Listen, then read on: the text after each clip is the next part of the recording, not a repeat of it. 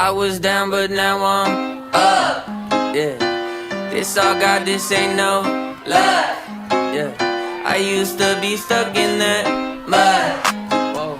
Yeah, I was down, but now I'm up. I was down, but now I'm up.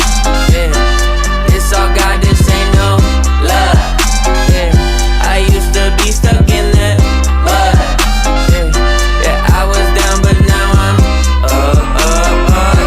I was down, but now I'm up like my name Lazarus. No Satan gon' be mad at this. I had to ask my dad if it's okay to swing my bat at this. He said, boy, if I picture this out of the park, moving so quick it's like they stuck in park. They see the numbers, but I see the heart. 10,000 hours you spit in the dark, putting in good work, even though you didn't even know that it would work. Talking about a man who grew up in woodwork, do it for the love of it, that's the way it should work. Yeah.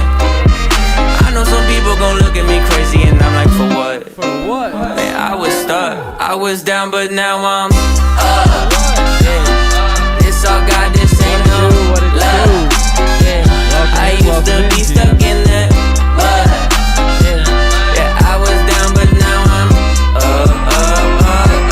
I was down, but now I'm down, now I'm up like a seesaw. When I'm on a beat like an old man's lawn, better keep off. From the ground to the treetops, got clouds on my feet like Jack and the Beanstalk. Jumped off quick, went straight in a free fall. Cowboy hat and the mic singing yeehaw. Landed on my feet like a feline, put him back in the seat like a recline. Ay, what you mean I'm not worthy? Did it with a purpose, didn't need a permit. Digging from the bottom and I brought it to the surface. Mind your business, now who I worship. Who the little guy making big moves. Tick tock, turn it to a tick boom.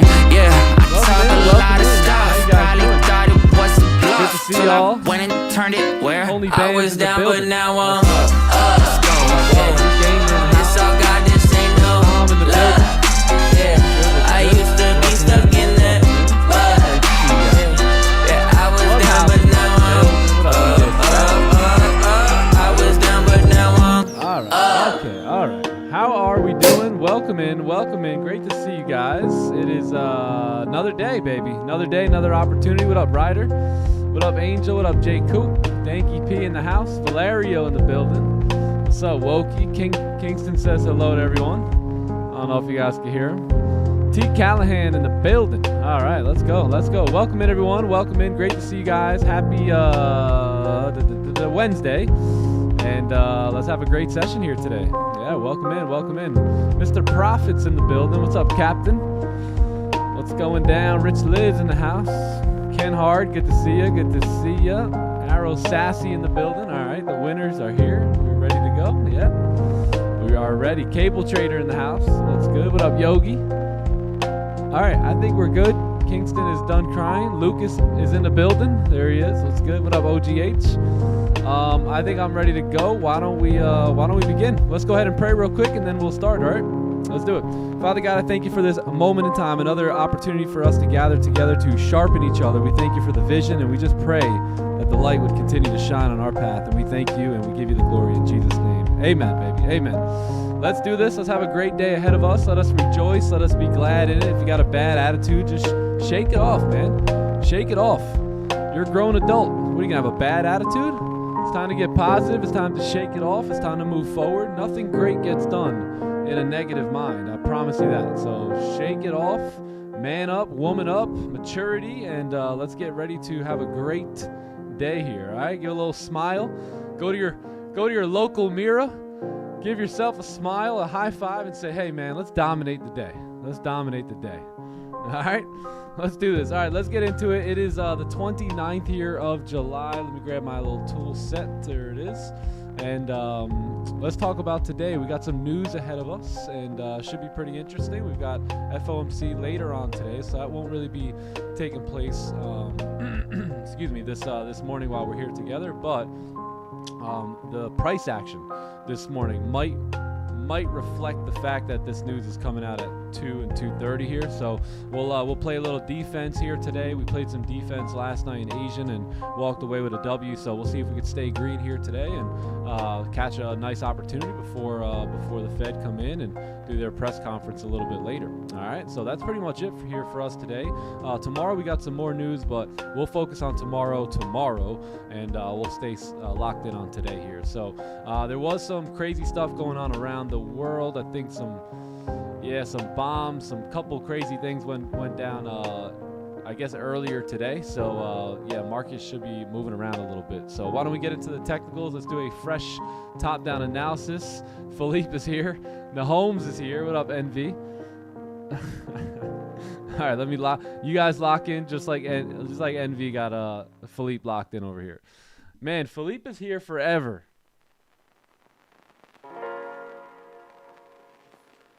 Philippe will always be a mentee. Yeah. The question is, will you guys let Philippe outwork you? Will you let him outlast you in the game? I hope not. I hope not. Don't let Philippe outwork you. Don't let him outlast you. All right. Anyways, how's my music? I think we should be good for the most part. Let me know if I need to lower it, but I think we're good to go, and we can pretty much start this top-down analysis if you guys are ready. Good? Okay, cool. Yeah, don't let Philippe. You can't let Philippe. Don't let the meme outlast you, you know? All right, Philippe's going to sit right here, and let's get it done, all right? All right, let's take a look here at gold. We will take a look at the NASDAQ in just a few moments too, but why don't we get the story straight on gold here, and then we'll kind of move on to NQ. So it looks like our daily candle yesterday. So let's talk real quick about the last 2 days, really, which we did end up creating resistance, right? So we had a resistance form right here. You had a nice little zone, right? Nice little range. If we kind of drag it a little further, you'll see the range here. And we just kind of came up and retested that level and pretty much created resistance and drove right back down now. So that was yesterday's candle, which didn't really create the best top wick, but ultimately ended up filling the range and tapping straight into support, right? If we look at where price hit, if we look left, we'll notice that there's just a lot of support in this overall area here, right? If we kind of draw a zone here, we know that we have support. So now, like we were talking about in Asian session last night, we can still come down, right? Just because we're at support doesn't mean that we can't wick down into these ranges, which we see price has done that quite a few times actually, right? You got a couple wicks over here. You got an actual fake out sitting right there. So the daily candle still has room to move down, in my opinion. It's just gotta, make sense on the lower time frame, and then we can go after it here. So we've already created a pretty decent top wick, right? And now it's just about, are we going to reject here again, or are we going to be able to push through? So we'll be able to find some of those clues out here on the lower time frames, like the 4 hour and below. So why don't we check out the 4 hour? It looks like we were trying to make a run, right? We were trying to kind of come on up, and a little iffy. This was Asian session last night, so you broke highs, you broke lows. It was kind of all over the place, right? But now I think we've kind of settled in here. We got a nice rejection. We filled the wick to the left-hand side. I believe, what is that, 40.07? I think I was looking at like 40.11 for that daily top wick, which was right here, but overall just in that range, right, so to speak here. So we did a pretty good job at creating that top wick. Now I think we can start moving down here, especially by the looks of the 4 hour. We kind of rejected here. We broke the low. Beautiful, and I mean beautiful, inverted seller here on the 4 hour chart. So let's drop down to the 1 hour. Let's see what's happening. So you had a little support that was formed, and price just moving through that level now. Let's take a look at the left. Looks like we have some pretty clean range coming down into 40.62 here. So probably looking for closures below the ranges here, right, below these support levels, and then we can kind of look for the selling opportunities at that point. But we definitely want to see price close below here, right, before taking any type of sells, because look what happened last time. We came straight down and pushed right back up. Another rip down here, rejected, and move right back up. Same deal here, right? So every single time price came in these levels, we tended up pushing back up here. So we'll see how we do on this probably 30-minute or 1 hour closure here. So keep in mind 15-minute support sitting there. So just just be aware, awkward push here at New York Open. So we'll see if that happens to get rejected. And just like the last couple times where we kind of rejected here, pushed out, rejected here, pushed out, maybe we can get a little rejection and possibly push back out. So we'll see what happens. But overall, it is a FOMC day. So if you're green on the day, you might want to play some defense, try and keep those profits for the most part here, and only take perfect A+ setup. So that's pretty much what I'll be looking for. I'm actually open for buys down here just as much as I am with sells, right? 4 hour just ripped down coming into that wick area. We took buys from the 4 hour support last night, and I'm down to take buys again from that level today. So we'll see what happens. But overall, we got 34 minutes left on the hour candle. We have 4 minutes left on the 30-minute, and we'll see how we do. I think this is a little too overextended for me to take a sell on the closure here. So I'll look for some type of celery play or a fake out, right? That comes back in the range, and then look for the buys from there. So something like this wouldn't be bad either. Closure back above, and then we go take buys. All right. Cool. That is it, man. That is it. So not too much to go over here right now. I got one zone for the most part, which is going to be at 40.76, and that's it. Kind of paying attention to that area here. If we kind of close below and do a little celery or maybe a little range 2 idea, then take the sells. If not, then let's say we close a no bottom wick, we can look for those buys to come back up at some point after the fake out. So that's my plan here today, and as you guys know, I'll be sticking to that plan. So we'll see what happens. We might change things up at some point, but if we do, it'll be based off price action, based off of logic, and we'll see what happens here. But let's see what happens if we wick out of these zones like we did last time, and if we do, then we can look for the buy positions back up. All right. That is that. So that's gold. Let's see. Hopefully we close in a bottom wick. Let's move over to the NASDAQ here, and let's take a look at what we got cooking on NQ today. So let's get rid of all these drawings. Let's go to the daily. So the daily did end up closing bearish there yesterday. So we actually did close bearish. We were wondering whether or not this candle was going to close above support or below it. It looks like we actually did close below support. We just made a nice top wick on this candle, and I think we could probably look for some selling opportunities, right, depending on the 4 hour candle. So 4 hour candles telling a little bit of a different story. You have a closure back above the range here, so it looks like we were consolidating for a little while. We did a fake out right here and closed back in the range, and now price just kind of moving around. But we just broke out about 2 hours ago, whatever this candle closed. So we'll see what happens. This current candle is making a bottom wick right now, and I think if this guy can make a bottom wick, right, and break those highs, chances are we fill that wick and come into the highs over here. So 4 hour looks pretty good to move up. Let's take a look at the 1 hour. 1 hour ranging a bit on NQ. So yeah, we're just gonna have to wait. You got the support here, you have resistance here. Let's take a look at the 30-minute. Kind of tighten it up a little bit. So yeah, this is pretty much our range now. On the 30, you got some consolidation, you got an opportunity to move up and fill the wick here, and then same thing to the downside. You got a clean range here, but we kind of pushed through it already. So let's see, did you get a move on the 15? Yeah, I think the 15-minute would have been the better move here. 30 has pushed a little too far at this point, so we'll wait. I'll wait on the hour closure here on NQ, but gold, we'll see what happens in a few minutes and go from there. But keep in mind, again, FOMC today, so just trade smart. Trade smart.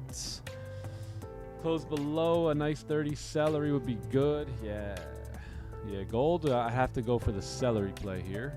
So because this candle has moved so far, right, from the original point, which is going to be like this resistance, this can easily start to pull back, right? So I think that our best bet is to make sure we don't pull back, and in order to do that, would be waiting for this candle to see what happens, and if it closes below the range after some sort of rejection, then this is where I'll go ahead and take a sell, right, at this point on the break of the low for price to continue down. But I'm very curious to see how this candle will close, and I'm going to need some information, and the information I'm going to need is from this candle right here, because I need to know whether or not that next candle is going to remain below so I can go ahead and take sells, or if we're going to do some sort of a fake out, right, and close back above so I can begin to look for the buys. So yeah, I'll hang tight on this next candle. Hopefully we can close a no bottom wick, and that'll be a little bit more obvious for us, and then we can look for the fake out back above 76. Cool. Let's tighten this up a little bit. All right, cool. All right, lovely. How'd you guys do in did you guys take anything in Asian, London? We took buys in the clubhouse in Asian. I'm not sure what happened in London, but yeah, Asian, we took some buys. They were off of I think they were off the 1 hour, weren't they? Some sort of fake out. I don't even remember. Yeah, right here. So took this buy right here. You got a candle close back above the range. We waited for a lower wick, got in on the break of the highs, and yeah, just pushed up. Yeah, full TP. Full TP. Actually, let me show you. Let me show you my full TP here. This was some bull stuff, you know what I mean? You guys know what I mean? Where was it? Oh, we had some chatter going on in the clubhouse here. Yeah, look, just missed. So we did all our thing. Like, we left the stream right here. Pretty much price closed. I don't even think this candle closed, but we basically hit most of the target. And then, you know, after the stream, price kind of pushed up. I wasn't really paying attention. I just had a TP up here, and we just missed. So I moved the stop from here to here, and it got tapped right there. But overall, I was already about 90% out of that trade, so it was all good. All right, lovely. Here we go on gold. So let's see if we can make our move back up and look for some buying opportunities above 76, or we wait for the sells below here, right, on this break and retest. Yeah, it was really, I mean, it was so clean, so textbook last night. It was like you had to take that trade. Big counter trend idea as well, but made total sense.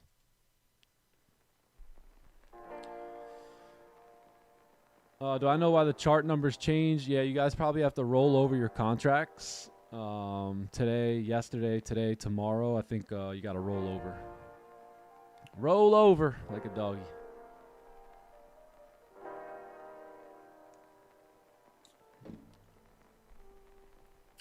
I took the sell on gold earlier.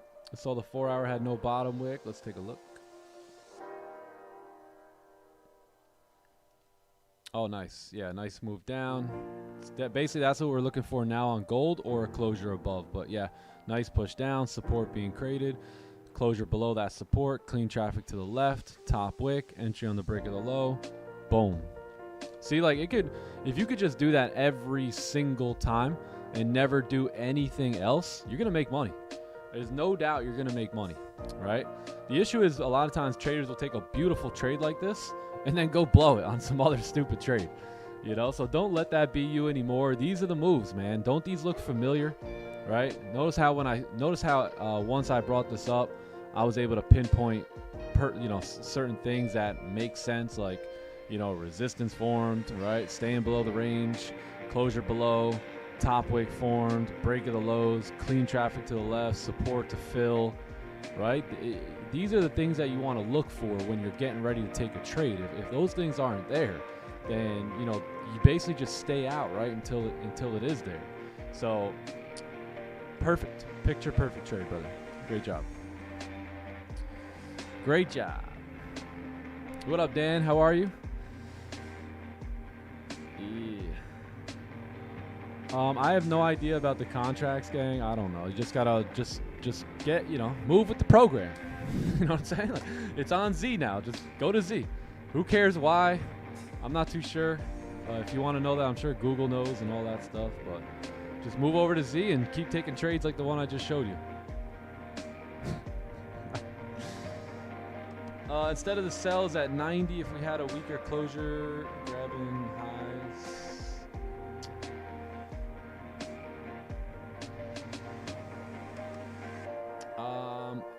I'm not sure what you're asking, to be honest.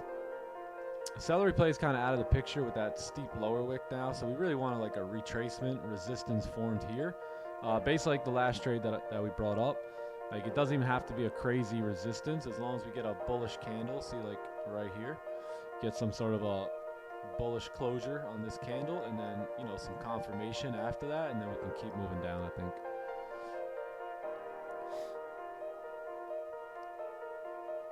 What is my favorite? I like the buys or sells off support and resistance. So like the onion play or the inverted thing, majiggy. Yeah, I like that one the best.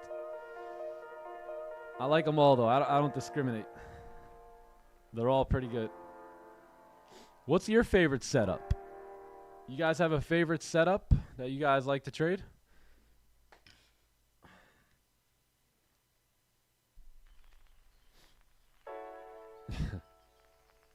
If you were interested, yeah, I think we talked about that one already. All right, lovely. This looks good. So we did close a no wick at the bottom. 30 closures are going to come up. Hour closures. We really want to make sure we really want to see how this hourly candle is going to close, right? So I think we can close back above the range and likely just consolidate until FOMC later. But that consolidation can move up through these zones here. So there's definitely opportunity within it. Just I think this closure is going to help us out a lot. Breakouts. Yeah, onions, yeah. I mean, there's legit nothing like having, let's say, like a 4-hour candle that looks like this, right? And let's say it broke out of a range or something, and then you got, the other one about to load up, and on the lower time frames, right, you've got this beautiful opportunity, right, that looks something like this. This is the best setup, in my opinion, right, where you can get like either an onion play, something like this, right, to take a buy to move up to fill that wick, because this move up is simply just the 4-hour candle moving up, right, and filling the wick. So it makes perfect sense on the correlation side of things. But like, that's the best move in my opinion, right? If you can kind of move with the trend and anticipate that bottom wick being in place, whether it be a support that looks like this, or to be honest, I actually really am enjoying these, right? The inverted celeries, like these make a lot of sense here. Your stops tend to be a little bit bigger but a lot more secure, and man, this one is turning into my favorite setup.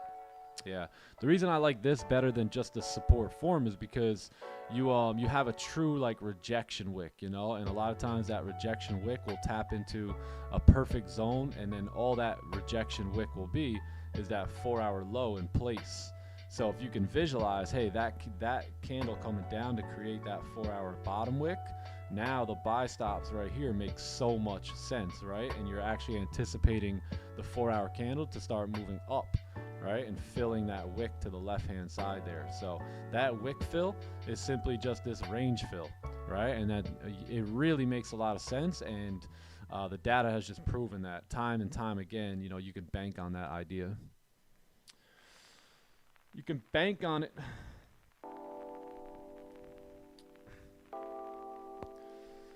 It's a beauty. Yeah. Yeah, according to your data, onion's the best. Same here. Onion's the best, but I've also, I think I have a lot more data on the onion. It looks almost identical to what we're waiting on. Exactly. Yep. If you guys notice, my trades are basically the same trades every time. They're managed the same way. The idea is pretty much coming from the same type of idea every single day. So you just got to keep it simple. Too many people are trying to do too many things, and I have found that isn't the best way to go about trading. Oh yeah, what up, C Melly? She Melly.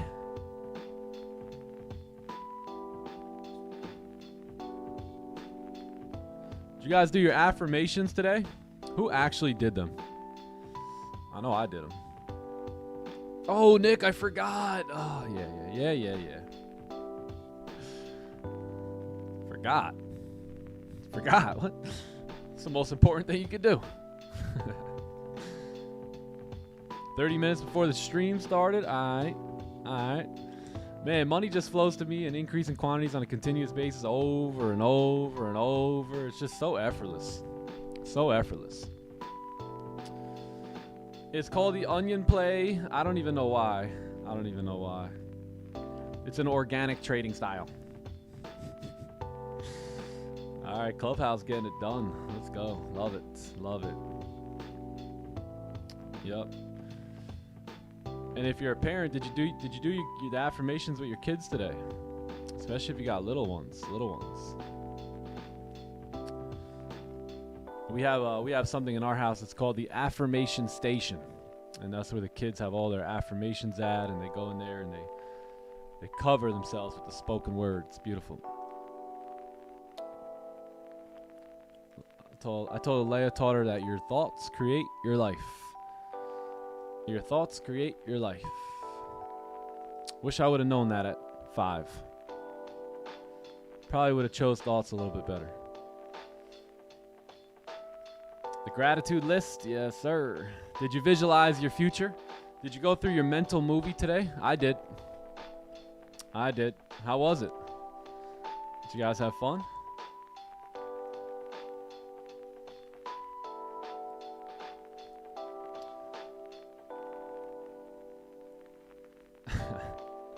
Didn't want to come back? Just like hanging out there.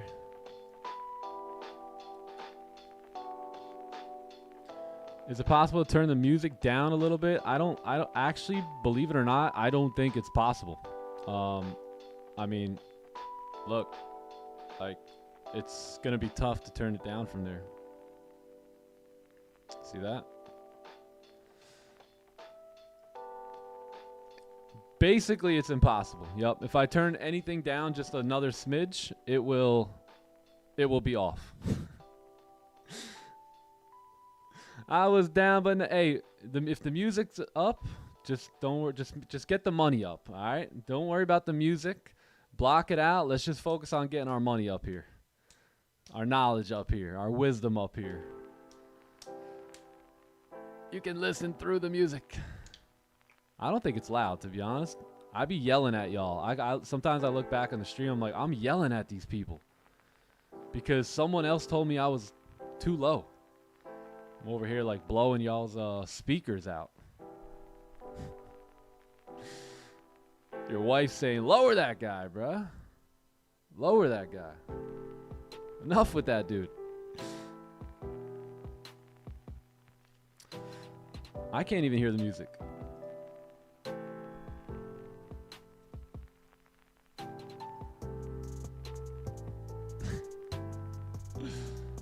Gary, how we feeling? Welcome in.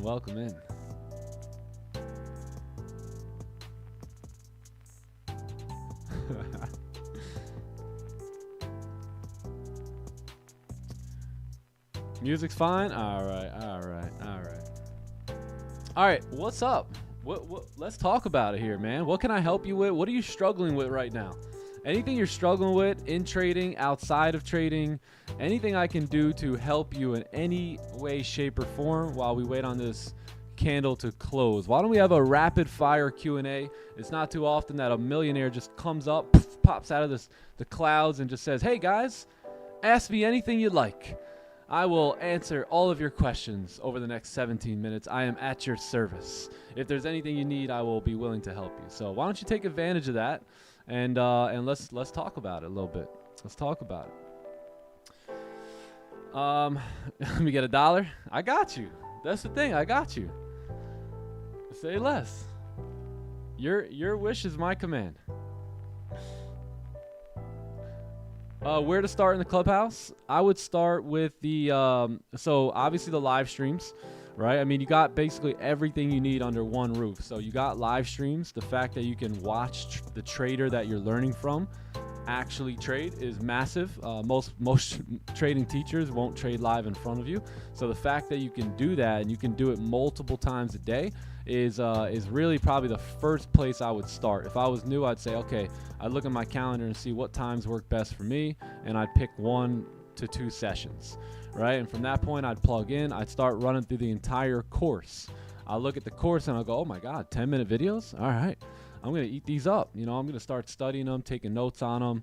And then I would start asking questions in the live stream on anything I needed answers on when it came to that course. Right. And that's it, and then I'd start going through the course. I'd start learning. I would not try and make money right away. I would really, if I can go back, if I can teach, the way I teach it is forget about the money for the next like 4 to 6 months. And let's pretend we're playing some video game and your only job is to dial it in, right? To get good at playing this game. So I would focus on playing the game versus trying to get paid by the game, because you can't get paid until you earn it, right? So I would work towards earning that, earning my stripes, learning the game, and really just asking questions anytime I possibly could. I mean, that's what I did with Don. That's what I did with, or not Don as much, but Raja a lot, and ultimately get me to where I need to be. So course, live streams, and then anything that you want more information on, there's definitely going to be a webinar on it, and that's where you're going to, I would just like plan out an hour on a Saturday and really dive into that stuff. And I would do that all the time. We talked about it last night in Asian session. There is a season of a healthy obsession with learning the game. Like I was telling the guys in Asia, the time that I spend on the charts now is pretty much the time that you guys see me on the charts, because someone was asking about, do we get super like obsessed with back testing and studying and doing all this, and what's the phases of it all, right? So again, at this point, I basically show up to the charts at New York session and Asian session, and that's about it. Every day after the stream or after my session, I'll review real quick, and then that's it. But there was a time where I was obsessed, right, with studying the game and learning it, and we were talking about it last night with John. I remember these guys, like, we all lived in the same house together, and when they would go out, or they would go to different events, or they would go upstairs and watch movies and do all that stuff, and they would always ask me, "Hey Nick, you coming?" I say, nah man, I gotta stay here and work and study. And I'd be on the desk from the morning to the evening. So there is a season where you do have to put in that work, but eventually you can kind of tailor that back. So going back to your question, Juan, like if you're a new trader, I would get obsessed with the information. I mean, if you're not where you want to be financially, and this is going to help you get there, I'd be obsessed with that information, locking it all in, and to the point where I had momentum on my side. And then I just really start plugging into the live streams and hanging out with the crew and just getting better in my mentality over time. Do we choose to enter on the 15 versus the 30 versus the 1 hour entries? It's not clear to me. Yeah, so depending on what's going on, right? So right now you have all this happening where your 1 hour still hasn't closed, right? So I'm very curious to see how the 1 hour closes. So if it's like a time like 8:45 and there's 15 minutes left, I won't take like a 15-minute entry here. I'll wait on the 30, and I'll make sure that candle's going to close above, and I'll wait on the 1 hour, right, to make sure we actually rejected that zone. And then at that point, I'll take the 30-minute onion. But let's say it was 9 o'clock right now, so we're not on the back of the hour candle, we're on the front of it, right? If this candle closes and it's 9:15, I'm in there. So you see how it's different? Like, it just depends on volume. It depends on where you are in the hour, on the hourly candle. Do you want to get in on the front of it? Are you trying to plan on getting in on the back of it? So being that the 1 hour and the 30 haven't closed below yet, I'd rather get in on the front of the new candle, because that will give me a 30-minute support, a little bit of a higher time frame confirmation, and the 1 hour would officially close and reject out of this area. And it's likely that the next 1 hour candle, right, if this one's going to reject, then the next one's likely to pop up. So all depends, and that's where that healthy obsession comes into play, because I don't know that, right? If I'm watching movies upstairs and not putting in that extra time learning about best times to enter versus, the not so best times to enter, it all that comes with a lot of chart time and experience. So yeah, so it's always different. That's the crazy part about the market is, one day you could be looking for hour, like yesterday we were looking for hour closures and we got them. But, today we might be looking for 15-minute closures, or tomorrow. So it's always a little bit different. And that's what the conditions of the market, that's why they mean so much, because everyone's trying to kind of like no one can custom, right? They can't flow with it, freestyle with the market, so to speak. They want to do it one way and one way only. And, from my experience, that's not going to be the case. You got to use discretion. You got to be flexible, and you got to flow with the market versus just trying to do the same thing no matter how, whether the market condition is fast or slow or ranging or choppy. You got to learn to adapt a little bit. So, yeah.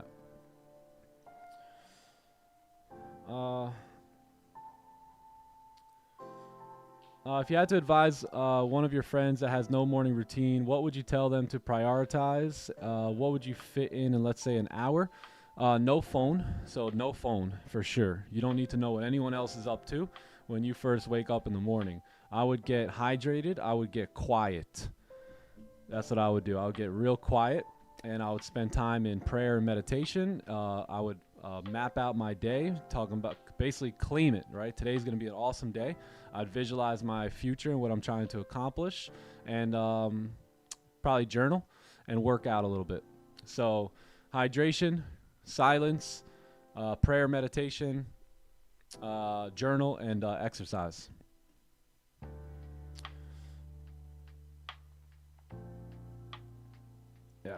Yes. What up, Jose?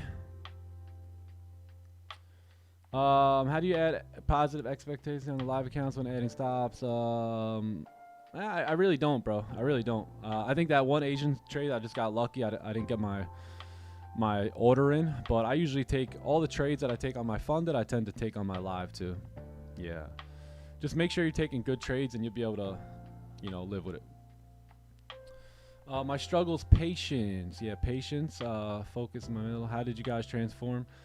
Well, you got to be impatient to become patient, right? So the main thing is being impatient for quite a while really made me realize how much I needed to be patient, right? Because I looked at the results that impatience was getting me, and I was literally just getting, I'm sure no one's ever done this, but you guys know the idea, right? If you keep smacking your head on the door, right, then chances are the result of that is going to be either a concussion or clearly some sort of bruising, right? And then you can look at that evidence and you go, okay, have I gotten anywhere by hitting my head on the door? No, and I've actually been hurt. Let me try using the handle, right? AKA patience. And then you realize, whoa, the door opened. It's like, yeah, hello, right? So using patience, if you look at all your results due to impatience, right, and realize that you've been banging your head and you might actually have a concussion, right, aka blown accounts and just wasted opportunities and going through combines and losing all this money trading, that you might as well try being patient, right, aka opening up the door using the handle, right, the correct way, and then maybe see where that gets you. And I would just look at, okay, here's my results from being impatient, right, negative money. Here's my results from being patient, positive money. So once I had that data, right, I just, believe it or not, lot easier said than done, but I said, you know what, just as easy said and done. And I said, you know what, I'm not going to be impatient anymore. That doesn't give me the right results. I'm going to work towards being patient and disciplined because I like what that's getting me. So it's just a matter of looking at the results of the action. You know what I mean? Gang, I mean, we all know when we're doing right and wrong, right? And a lot of times we just overlook it, and we don't look at the result of what those actions or behaviors are getting us. This applies in many other things outside of trading, right? So just look at it, man. If you're trying to get better results, make more money, look at what you're doing and see, hey, maybe I should start doing the opposite of this, right? Instead of being so impatient all the time and looking for all these opportunities every day, maybe I just look for one good opportunity, and maybe I'm just disciplined enough to where I let that opportunity flow right into my lap, just like Nick's been showing me for the last 3 years, right? So try it, try it. A lot of times you can't really develop that patience until you really see the result of impatience, and you're likely not going to want that result, and that's going to have to lead to change. Pain is good. Pain forces change, right, to go down. So, just because you're hurting doesn't mean that, we should all feel sorry for you. No, get up and change, right? Get moving. Otherwise, the only person that's going to feel sorry for you is you. right? And that's going to lead to a lot of unconfidence, a lot of hesitation, and just, you know, an unproductive and unfulfilling life. And I don't want that to happen to you. So you got to change, man. You know, pain is good. My goal in life is never to be happy. I don't think I'm really chasing happiness, right? Because a lot of times I make the best moves when I'm not so happy, right? And get motivated, inspired, and make those difficult adjustments and changes that need to be made in order for life to go the way I want it to.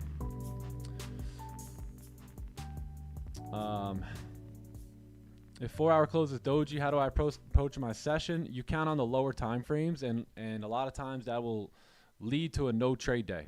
I'm not saying that it is going to be a no trade day when you have a 4 hour break in highs and lows, because you know that was the case in Asian last night and we took a beautiful trade. So, but you have to go down to lower time frames now and see if you can find anything solid and concrete in those time frames, and base it. You know, you could always use the daily too. So if the 4 hours breaking highs and lows, but the daily's bullish, right, and then the 1 hour gets a breakout to the upside, you know, you kind of put that stuff together. So yeah, you just use other time frames, but sometimes that'll lead to confusion, and a lot of times if it's confusing, you'll see me take like a no trade that day.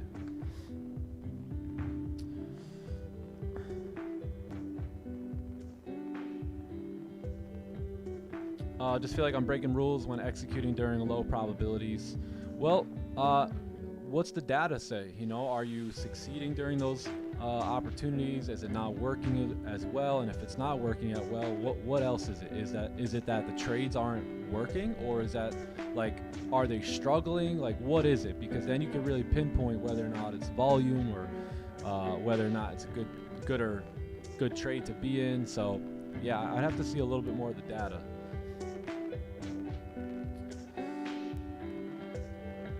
I struggle with the whole difference between 4x and 4 futures on the 4 hour and stuff. I wouldn't let that get too much of you, you know? I wouldn't pay too much attention to that. I would pick a chart, whether it's your chart or my chart, and just roll with it. That's what I always tell people, like, just make up your mind and pick one of them. You know, I would recommend that you pick yours because it's your chart and your money and your life, right? But if you want to go based off of my chart, then just do that and ignore your 4 hour moving forward. So that's what I would say. That's the only thing I can say. Otherwise, you're steady battling back from, do I trust my chart? Do I trust the other chart? So what I would say is pick one, stick to it. Then you can never, you know, you never wonder, oh, I wish I would have been on this chart today or that chart today. Just pick one and be done with it. Struggle no more. It's all in your head. It's all in your head. I was watching a golf thing, and he goes, I don't know, man, just do this and maybe I'll do that. The guy goes, dude, you're all in your head. Just take a good shot. So just take good trades. If you take really clean, good trades, that 4 hour won't matter.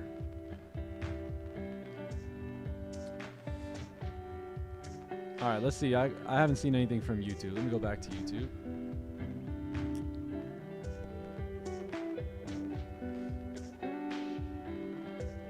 Haven't been doing enough stuff, and yeah, don't need motivation. I don't know why. Yeah, maybe just need to lock in on your goals, you know what I mean, and what you're trying to accomplish in life. A lot of times, like, we will make random moves in life because we have random, you know, ideas for our life. So once you get clear cut on what you want to accomplish, every single decision you make now is either going to push you closer or further away. So that a lot of times helps me deal with, do I want to overtrade? Do I want to over risk?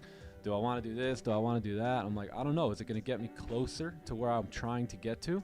And if it does, then I do it. If it doesn't, then I don't.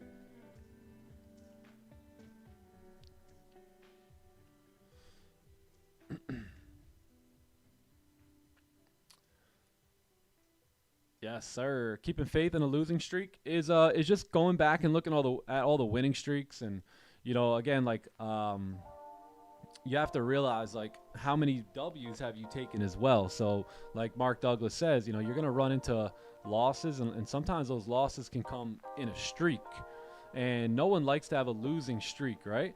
And that's the point. It's like, how are you going to deal with it? Because everyone else is going to deal with it horribly.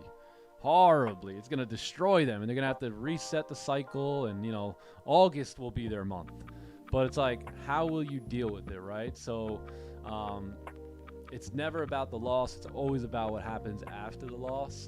So just try and really get out of the way and stop trying to have it your way, right? Like, let the probabilities do their thing. Don't be upset if you take 2-3 wins in a row, and don't be too, hype about taking don't be upset if you take 2 or 3 losses in a row, and don't be too hype if you take 2 or 3 wins in a row. Just casually make this money, man. Keep your emotions out of it. You're going to run through losing streaks, and overall, like, if you stay on edge, the edge will play out over time, and you just gotta, I guess, put your faith in that, right, based off of the evidence that you already have on some of the other winning streaks. All right, thanks for the questions for the last 17 minutes. Now back to work here. So let's see if we can get a bottom wick on this candle. It's going to be a new 1 hour candle here too, so we'll see if we can get a decent bottom wick, but we got the closure that we want, and we'll see if price wants to move up from here now. Big rejection. We definitely want to see a lower wick. We want to see this candle attempt to fill the 1 hour wick and start rejecting here. So we definitely got to see that lower wick in play.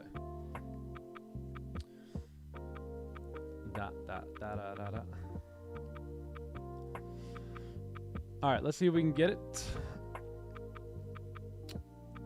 Yeah, all the confidence tends to come from data. Yup.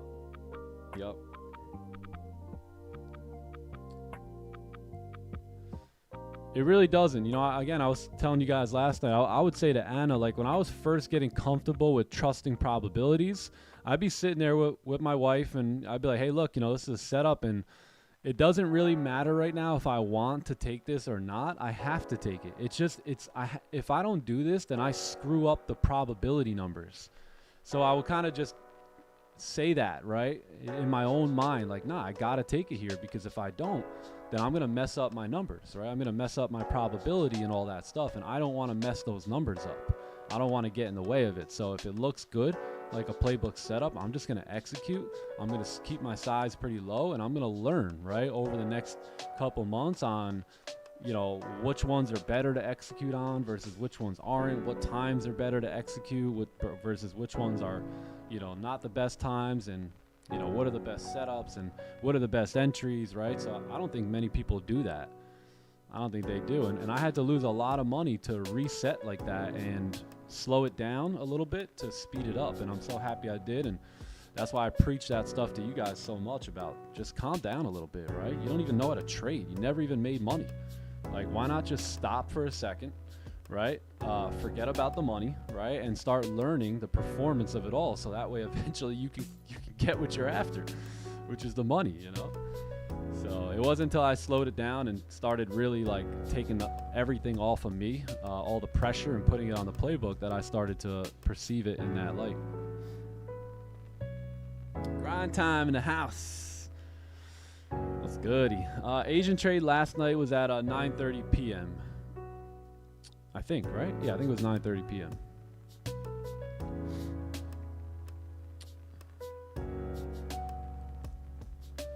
Yeah, so T. Callahan. So when we were sitting in that for a while, it's nothing wrong with that. Just take into consideration, right? Okay, you know what? When I trade at 3 p.m., price doesn't tend to go anywhere, right? So now it's not to say, hey, never trade at 3 p.m. But now if it's 3 p.m. and like you're actually looking for a setup, make sure it's perfect. Wait for the best opportunity. If it's not the best, just let it go.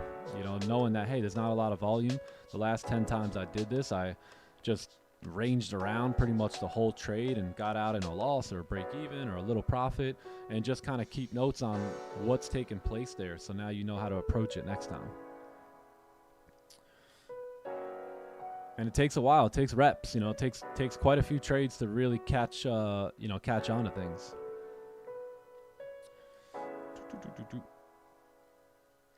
All right, let's see if we can get down lower. We got to get down a little lower here. Got to probably cross 76 here for a nice attempt on the 1 hour wick fill.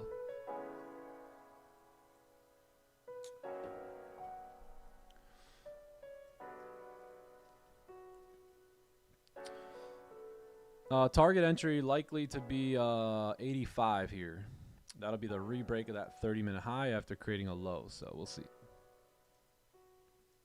We could also, in pursuit of the 1 hour bottom wick, We can also, if we really needed to, wait for like a break retest of that area and then move up after like a closure above.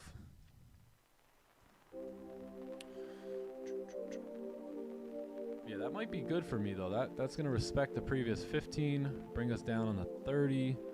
What time is it? 9:04. Yeah. Yeah, I think that's gonna be good for me. Let's see if we could break the low one more time. I like to cross here. Maybe break the 15 low here first, and then set the buy stop.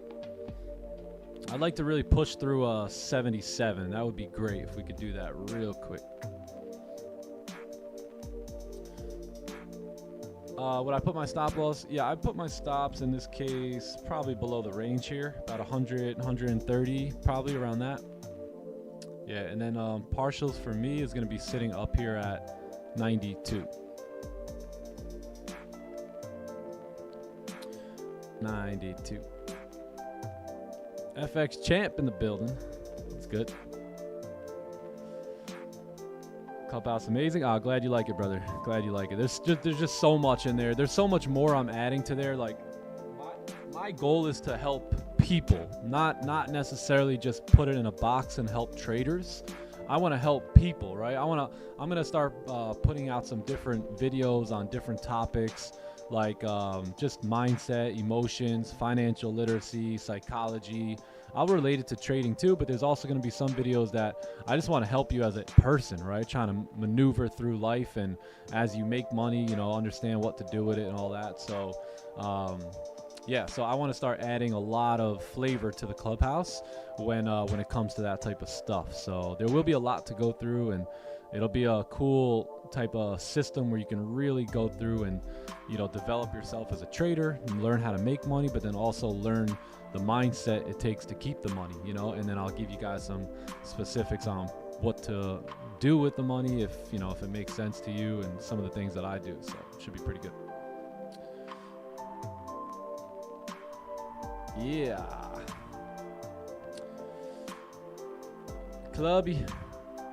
Clubhouse. All right, I'm gonna have a buy stop here. That's gonna be good enough for me. So I'm gonna set the buy stop here. It'll be on the break of the 1 hour high, anticipating that this 1 hour candle, after attempting to fill the wick, drive back down into these lows here, reject out of it, that we can push up, come back into this high, and potentially move even further up today. So we'll see. 30-minute onion / fake out going on. So we'll see if we can make our move.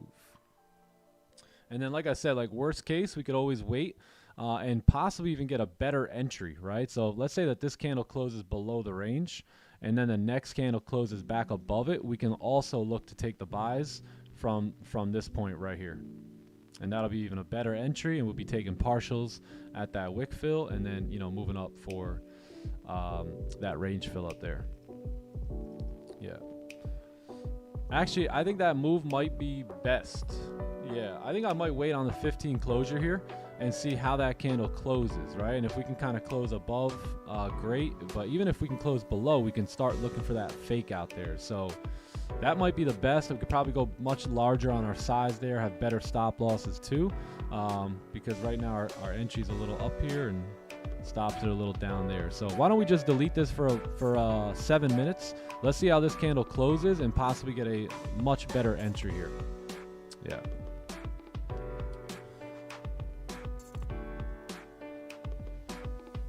What up, Magnus? Clinky, clinky. There he is. What up, Gareth? Yo, man. What's up? What's up, Nick? Great to see you. Yeah. How we doing, Yes, brother? sir. How we doing? What's up, Gareth? Good to see you again here. You too, Magnus. How you doing, bro? You're doing phenomenal. What about you? Yeah, good, man. Good. I'm the Just got only back from American up gym, here now. So Love. That's good. How you guys doing? good, Bro, And yourself? incredible. What about you, Nick? Yeah, doing amazing. Happy to be here. Fire, me too. Looking for this potential fake out, I guess, here now. Yeah, man. I'm with that. I was looking for like a new resistance here as we kind of moved a little bit there, that candle. New resistance, breakout I feel above. that. Yeah, I feel that. Or like breakout above or support, something. Yes, sir. Yes, sir. You know the best. How was London? No. We had some No stops trades in there, London? but nothing. Oh yeah. No. Okay. Yeah, Cool. no trades in London. Nope, nothing.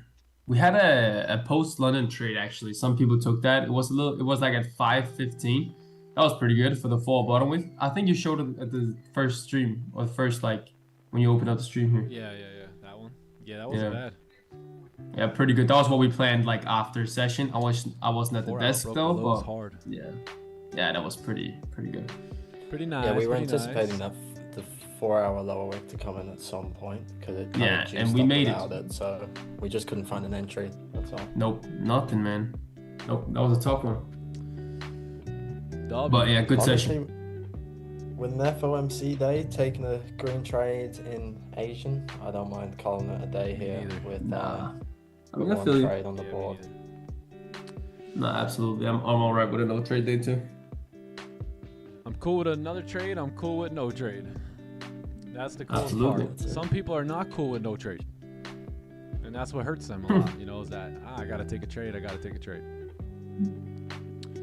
Yeah. Hey boys, give me 1 sec, right? I'll be right back. Yes, sir. Of course. That was a nice trade right there, Chema. Yeah, I like that.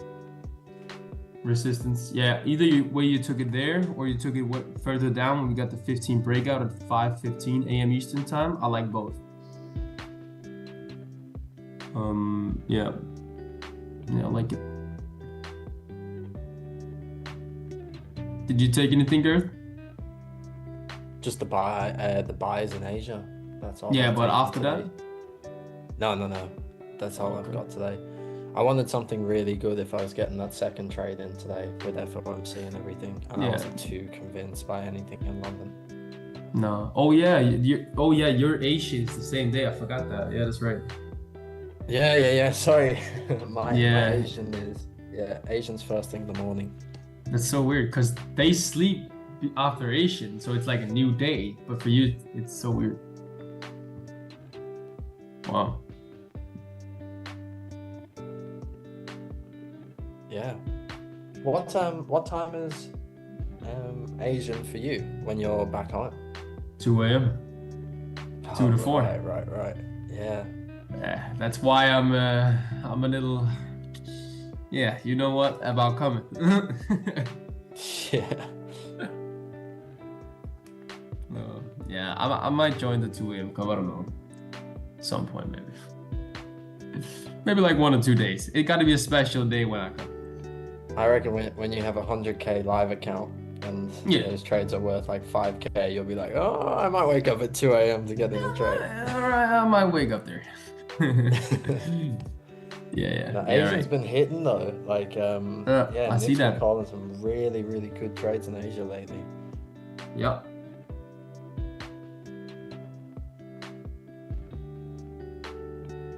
Yeah, it's been looking money.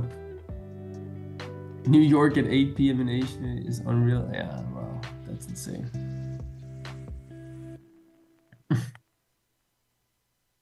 New York at night's gotta be fire. Yeah, I could imagine.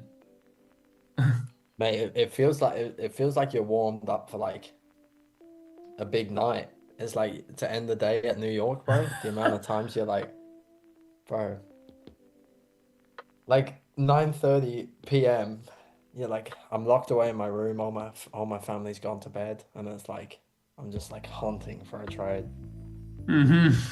I love that. New York at night will be a vibe. Literally. Yeah. Trading that session there. Yeah, I know OGH. Yeah, I'm gonna keep that 100% win rate there. So. Yeah, Magnus ain't coming back, bro. Yeah, we'll call Magnus in every time we're like really close to stop loss. Just wake him up, get him in the call, so it reverses. Just call me there. New York session every night sounds like a vibe. You said what? Like having New York session every night. It's like every night's pop. Oh my. Yeah, it is. Literally, that would be insane. I don't Bro, know. how can you even go to bed? I don't know how I'm gonna feel about when I'm out in Tampa or in Europe and like New York sessions in the morning. I'm gonna be like, this is so weird. Damn, that's like complete Ask Magnus how opposite. that feels. Haha. Oh snap! Bro, that one night. Oh my goodness. Epic. It's different. I had a little jet lag to excuse, right? Oh man, it was all good. It was a Friday, I think. Thursday or Friday. Yeah, so yeah. Last one of the week. Yeah. He put in the work. He's been putting in the work. You know, he deserved a little. Oh, Just appreciate it. left the whole TTE call stranded. Nick, I remember I told you like, yeah, of course I'm gonna do London. I'm gonna wake up there and I'm gonna come down. I'm like, this guy's a stud, man. Everything he's ever said to me, he's always kept his word on it. He'll definitely be there. But just in case he's not, let me make sure I'm up and, you know, if I have to start the stream, I will. Good thing you were. Bro, I said 5 more minutes. That 5 minutes turned into I woke up at like before 9:30. And that guest bedroom's comfy, you know. It's got you feeling good. Oh yeah. Well, once you say last 5 minutes, you know you're not waking up on that next alarm. Nah. Absolutely not, bro. Nope. Never. 1 hour later, you're like, whoa. Oh, Did you end wait. No, wait. end up I didn't making- wake up at like 9:30. I woke up at an hour later. I came down at like 3:30 a.m. Eastern time. And you said, oh yeah, I'm already taking care of this. Yeah, we took a trade or something like that. I'm like, You don't guys worry, took a bro. win or There's already something. W's getting spammed in the chat. You can go back to sleep. Magnus getting I fined remember like we he didn't actually catch the trade. Yeah, we Yeah, I took did. I trades definitely both did. those days. In London, there were both winners. I remember. Yeah. Oh epic. man. It was a good day to come, you know, to the US. Oh yeah, Easy, definitely. easy price action in London during those days. Oh yeah, Back when London used to give like 3 to 5 trades a week. Yeah, man. Yeah, literally. Oh, yeah. Coming back. We're Just starting wait to heat on- up in Asian. I think we're starting to heat up in New York a Yeah. little bit. We've been taking trades for the most Yeah. part in New York session and Asian session now, quite frequently. So No, July trading wise has filled up for me. Not as many no trade days as previous months, like in the last 3 or 4. yeah, So it's been pretty good. yep. So the tail half of the month has been pretty good for the most part. Yeah. Just waiting for London to heat up now. That's all. Yeah, bro. I'm waiting for that. Coming. It's coming. It's coming. It is coming. Full effect. We've been saying it for 7 months, but it's coming soon. I didn't take. two January was trades. good. I just February, took March. One trade. It was just this one here in Asian sesh. Clean. Yeah, that was nice. That looked good. Yeah, that was perfect. Yeah, that was it. Just this trade right here. I closed another partial. I think it was that wick. And then my full TP. So I left a runner and just let it go. But the runner, man, just missed full TP. Look at this. Just missed. Yeah, my I full saw that, TP man. up there. So, but either way, I closed 80. I closed 90. And then it was just like 10%. So I was like, whatever. Yeah. Well, like basically what trying- happened you- is this candle closed back below the range, and then I just moved my stop up and got stopped in profit there. Oh, nice. Yeah. Lovely, man. Yeah, you could have put it like a little couple pips below, then you would have got hit there. Yeah, that's true. But Yeah, that it was so I nice. think it was right. Was that here? Yeah, it might have been here. So I would have gotten, BE. So I'm glad I moved it into profit. Yeah, you would have. That's insane. Almost TP, back to break even, Just all the way up. Just missed. Ridiculous. Nah, Yeah. yesterday's Nice trade, exit though. was the best exit I think I've ever had. Like yesterday's exit, was it here? Yeah. Was it this Oh one? yeah, what happened Right there? here. I left right before. Bro, we got into the sell off the 1 hour, Mhm. right here. So took Yeah. it down, and bro, I closed partials like right at this level. I think it was like right here. Oh my And look at goodness. It was like Oh my goodness, to the pip. man. And we moved straight back up. straight Wow, back up from there. insane. Way back up from there too. Oh, hey, yo. What Bro, a and, like, move if we there. didn't do it right then and there, we would have got hit because it didn't spend much time there. It kind of wicked down and that was it. Wow, that's insane. Yeah, that exit was wild. All right. Good trade there. So every time we keep coming down here, right, we keep rejecting back up. So that's why I'm looking for the buys above that range there, because I want to see, hey, can we get another move like this, right, or like this, or like this. So if you get a 15 support here, that'd be pretty good. Yeah, 15 support, we get a better entry too, which would be nice. Yeah. Because if we wait on the 15 now, we can get way ahead of the game. So instead of entering up here, we could be closing partials up there, right? Aiming for that wick fill at 9:15. So any sort of closure back above the zone here makes a lot of sense for these buys to work out, fill that wick, and then eventually probably fill that range. What's up, man? You got a xylophone? Wow. How do you even say that word? You making some music? Mommy gave it to you? All right, go make me a song.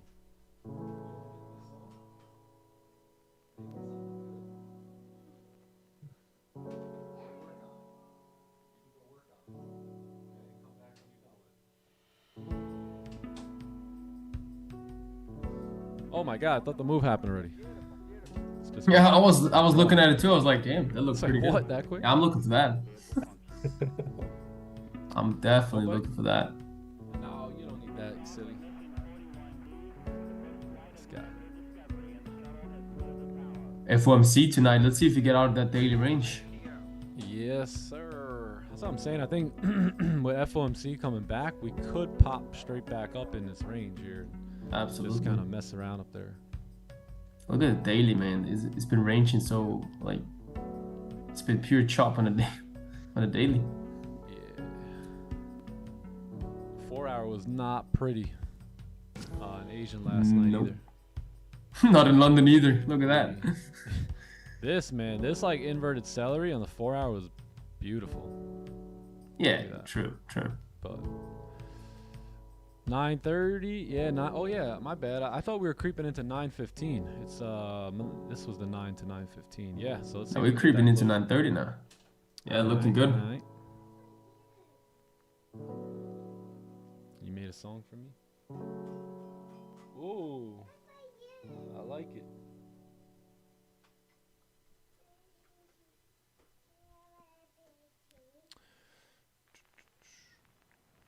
Yes, me, much better than an entry up at 85. We'll be taking profits at 85 potentially.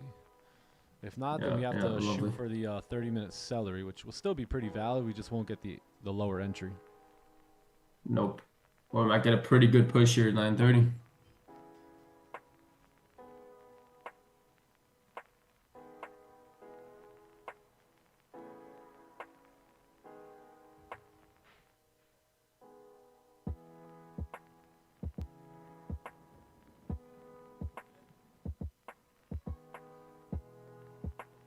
Oh.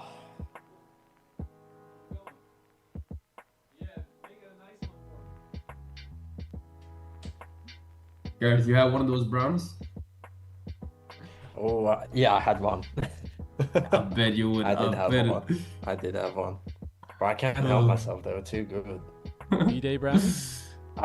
Yeah. Yeah, my mum baked brownies, so they were like Mars bar brownies, bro. They were so good. I couldn't. Wow. You can never turn down a freshly baked brownie by mom, you know? Nah, No, definitely not. Unless you're like a bodybuilder and you're like, Mom, get that out of my face. Or you just eat the whole thing, like the whole batch of brownies as a bodybuilder. I did have to I did an extra 20 minutes of cardio because of it though. Hey, as you should, you know, you got to make up for that. You want to enjoy it, still got to make up for it. I was like, hey. It only took you an hour and a half to sprint of burning those calories, but you got it back. Yeah, facts. Bro.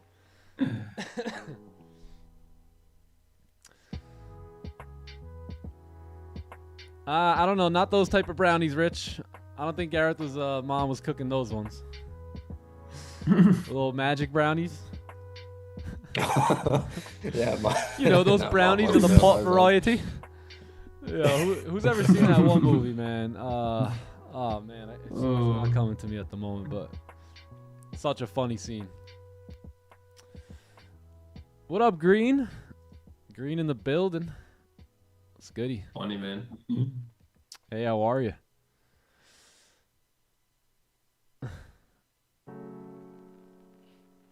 I think I have to talk with Nightbot. We're gonna have to switch that Cash App. I don't know what's going on here. You know. I think I'm starting to feel a certain way about that now.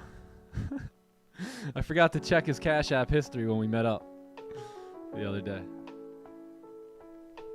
Green eating on the low. Green getting Cash App money with little notes like, Nick, thank you so much for all that you've done for me. This is the least I could do. Nah. Oh, snap. Man say, yep, withdraw that to the bank.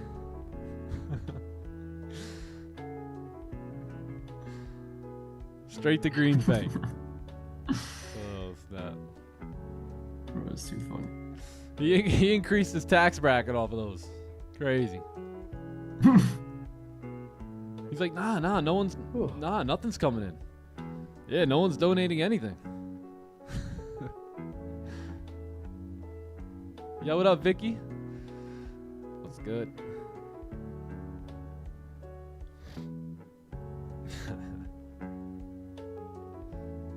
All right, we got 4 minutes here, so we'll see how this candle closes, but pretty much ready for to put these buy stops back on in just a moment. Absolutely. Are you looking at stops down below the range there? Down below the previous support, like 70? Stops for me. Or are you keeping previous lows? Yeah, right a little lower. Yeah, probably around 70, just to give it a little wiggle room. If you get it. Yeah. Might even be able to enter on the current candle high too, depending on the wick. Like if it closes just like that and we get that lower wick, we could enter on that current candle high right there, and then boom. Even keeping those lows down there as stops wouldn't even be bad. Yeah. Oh yeah, right here. Yep. Yeah. Not bad. I mean, if the R is pretty good there. Yes, sir.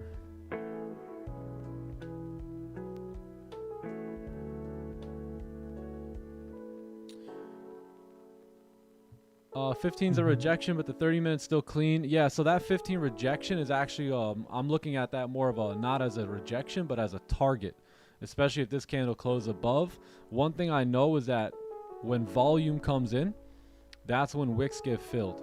So when is the volume coming in? At 9:30, right? When does this candle close? At 9:30.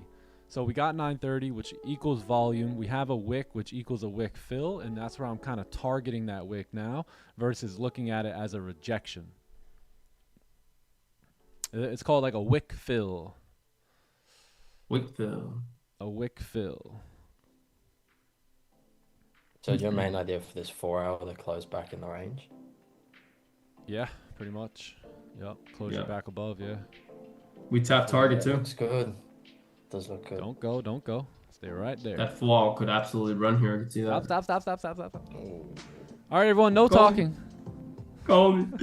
Come on. Asian session trade was not a celery. It was a onion. Fake out.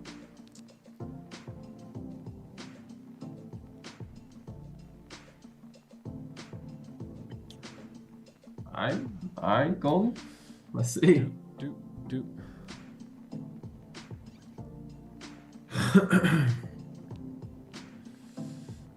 When can I scam like you? With a name like that, TikTok crazy 6965, you're probably already scamming people. Oh my goodness. You just can't make sunglasses. Yeah, no pants. Yep. No pants? Shades and no pants on inside. Against the trend, I thought that the onion was favorable for the trend. Yeah, but it goes both ways. So you could still catch it in like a target tapped area too, which I like to do. You know, a lot of times when I'm looking at target taps, I kind of want to see the inverted celery with that rejection to the downside. But, you know, I'll also take, you know, it's very hard to lay off a solid onion play too that fakes out as well. So, yeah, it's not so cookie cutter. So basically, as long as it's a healthy candle, a healthy confirmation, you can execute on those trades.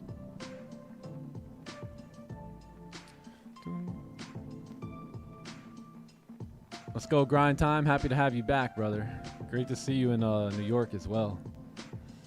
Epic. Epic times. I got you're in some of the pictures.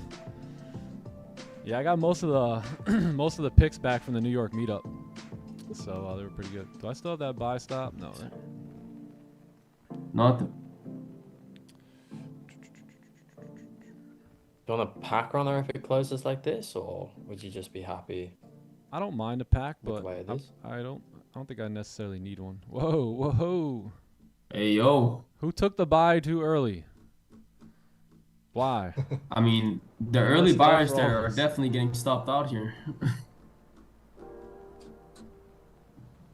You messed it up for all of us. Oh, man. This might close in I the think you bottom jinxed wick it. too. Funny. New support would be nice, though. 945.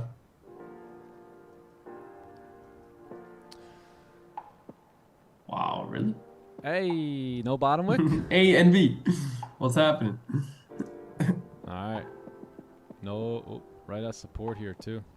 And set up Yeah, play probably max. gonna have to wait now. Yeah, likely to wait. Yeah. So we need a closure back above. Wow. Closure back above. Sells So here. maybe 945. Really not nice. Yeah. 945, closure back above. Would be nice. Yeah.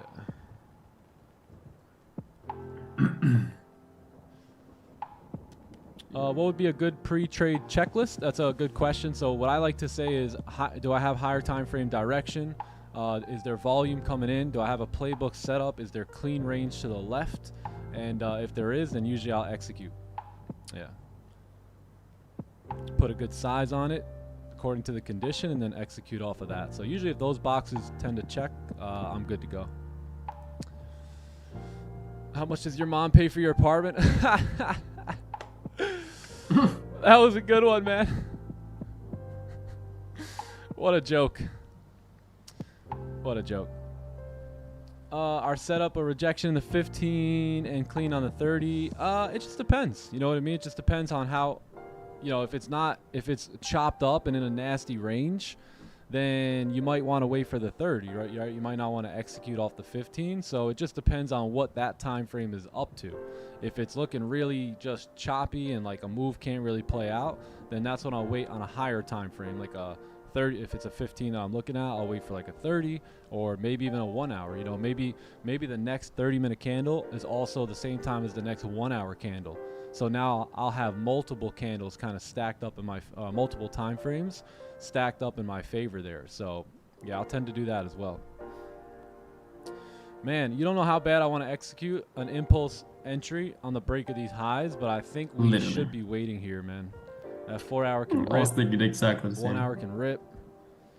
So yeah, it could, man.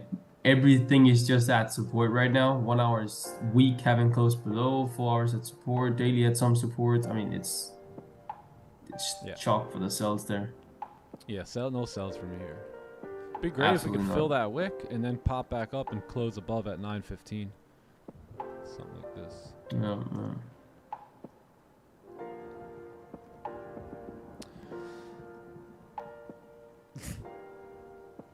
That was a knee slapper. Sure was a knee slapper. Joke's on you, dude. Trust me.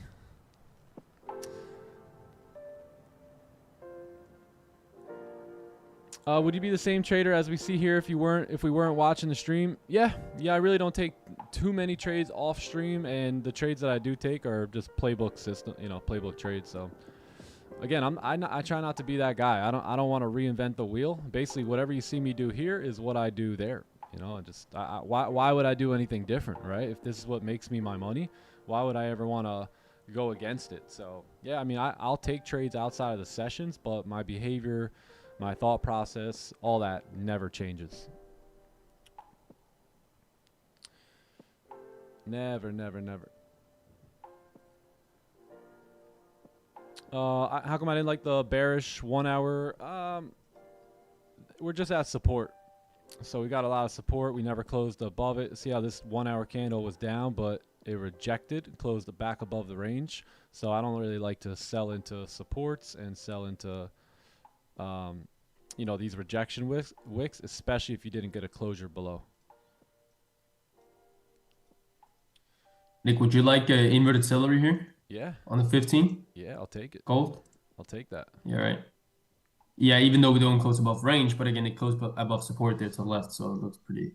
Yeah, I think my range switches here, when it comes to this idea now, and looking more so, probably more so something like that, where if you get this opportunity where you get that rejection wick like we drew up, that next candle, really trying to fill this wick now and this wick.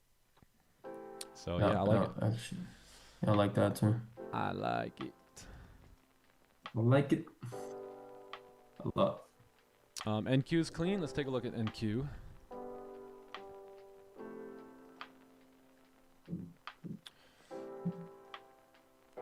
All right, we'll see what happens. I think I'm looking for buys above 19 here on the NASDAQ. Yeah, that wasn't bad though. Nice little candle closure above, pack runner. One thing that we can use for confirmation on NQ is that pack, especially during the high times of volume, because we tend to always break a lower high, almost always, and then get going. All right, we'll see what's up with Goldie though. We got 9 minutes here, so a lot of time still on this candle. A lot of time.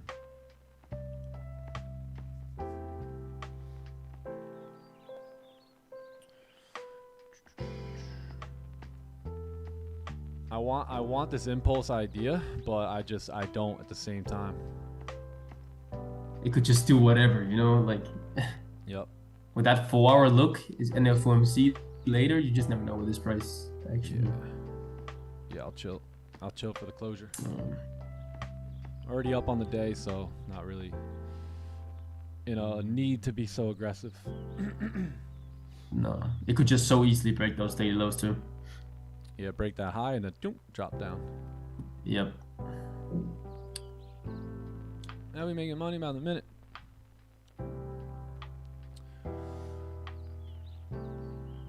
Why do we take the Asian buys? The same reason we're looking for buys here is because we anticipated a rejection out of the 4-hour lows here, which was a little higher up, but basically same reason here, same concept. Target tapped, volume coming in, wicks to fill, clean range. We wanted to get a onion player, a fake out here, so we didn't get that yet, so we're still waiting on that. But yeah, that's why we took the trade in Asian last night, which was right here. We had a support form. All right, we had support over here. This candle closed back above it, and we took that buy. So kind of anticipating the same move from here as well, just only a little while later.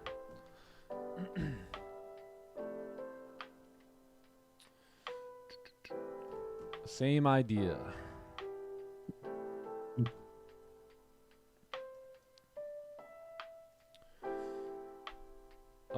If the current 4-hour candle closes bearish below support, would you consider the sells? Yes.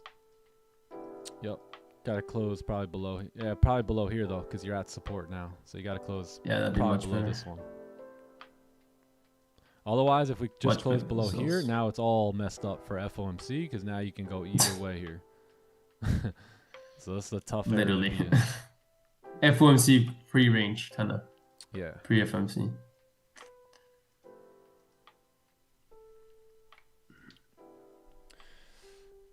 We might hit if we could finish the day green, this will be the 80th green day of the year. I think so. I think we're at 79 green days at the moment. If we can just finish green here today, that'll be number 80 on the year. So been doing a lot of winning this year. Been playing quite a bit of defense too on this. Probably the last 2 months, 2-3 months, been really getting picky and only taking the best quality setups, and even those weren't running, at times and slowing up and, doing awkward moves against us from time to time. So it's been quite the year. It's been pretty good, man. You really have been having to rely on skill and trust in skill and all that this year. It's been pretty awesome. Yeah, man, it has. Up $430 on the day. No need to take a trade. Exactly. Yeah, exactly. Big chillin'.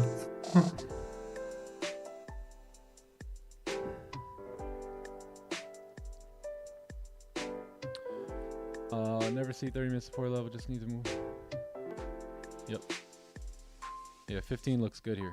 Yeah, if we can close bullish, that looks great. Money, yeah. Glad I'm not in the impulse right now. I mean, anything could happen, but... Yeah, me too. We did break the highs there too. So we would have gotten activated. Twice. Even 3 times there, yeah. Yeah, we keep breaking it. Unbelievable. Yeah, it's been a great year. I'll tell you, man.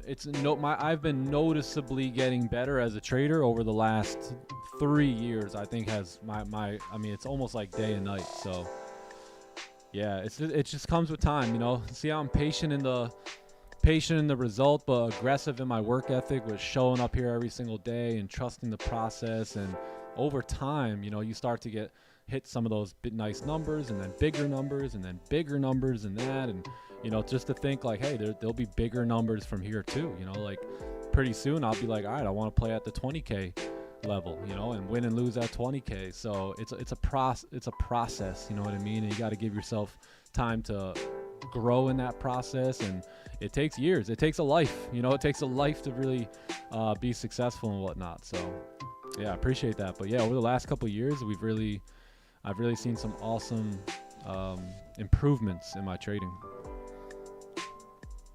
What was my dream income when I was still broke? Like 5,000 a month. I thought, man, if I can make $5,000 a month, holy, I'll be the richest guy from the town I came from.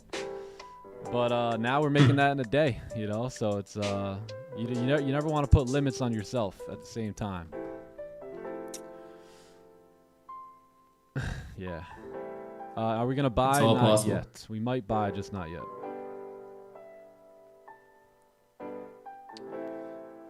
Yeah, I mean, my number was 4,000 to 5,000 a month. I actually had a video show up. I wanted to I would love to show you guys so you can see where I was living when I was just learning how to trade. You know, my whole place was probably like in my house here. By the way, this is not my mom's apartment that she pays for. So my home here, I have a whole wing.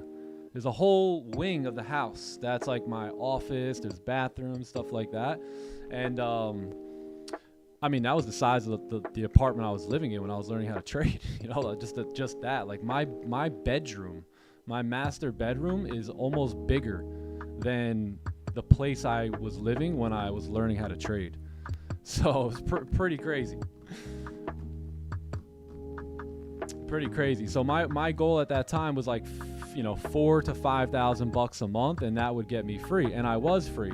But I was also living in an apartment the size of my master bedroom, and it was still a decent apartment, right? But it was, you know, it was pretty small. But you know what? I was basically rich. I was rich because I was paying so little. I was making $5,000-ish a month, and you know, I wasn't spending much money, and I was, you know, basically just as rich as I am today. Man, I got to get Anna to send me some of those photos. They're epic.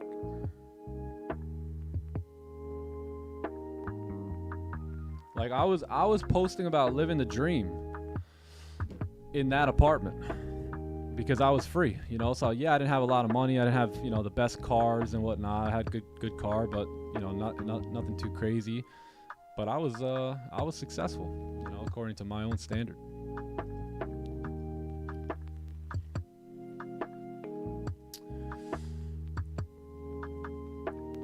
What's the difference between October contract and December? I'll be honest, I have no idea. No clue. Obviously, the new one's got all the volume on it because everyone's moving over. So that other one's going to be dead weight pretty soon. So you shouldn't trade on that one. It's not going to have as much volume. It doesn't have as many participants. So I don't really know everything about it. I just change it when it happens. And I just keep taking good trades. Yeah, there's going to be more spreads, less volume, all that there, yeah. You're in the C one, right? I'm on the Z. For a Z Gamer. Yeah. Z Gamer, it's your month, bro.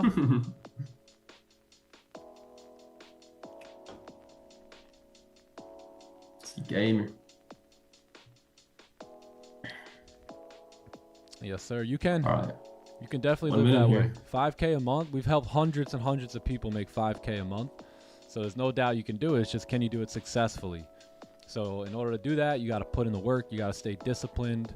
You can't really deviate outside of your game plan, right? You guys ever see me do that? You guys ever see me take random trades just because I feel like it? Hey, No. guys, let's just swing the bat at this one, just because, I don't know. I think it might go up here. You never see me do that, ever, right? Everything you see me do is always planned out first and then properly executed, win or loss. So if I'm doing that and I'm getting the results, just duplicate that. If you never see me break my plan, what would make you think that you could break your plan and get the same results as me? It just doesn't make sense. So it's 100% possible, but not by being undisciplined and all that.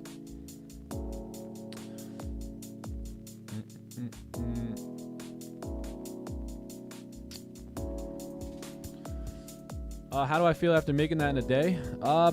Pretty grateful. Yeah, I kind of don't even think about it, too much anymore because I'm so used to it now. But grateful, man. Just grateful that I can live my dream and do the things that I planned on doing, and yeah, just super grateful, dude. Super grateful. Wow. All right, next candle. All right. Wow, we didn't close above. So Nope, yeah, we're gonna have to didn't. wait here. Unfortunately, Fake out. wait. I'll be down for the fake out too. 10 a.m. 4-hour top wick. Let's see if this 1 hour candle is gonna close below. I doubt it, but you never know. Hopefully we don't run here at 9:45. Just fill the wick. Yeah. That would be insane. As we just closed below too. Yeah.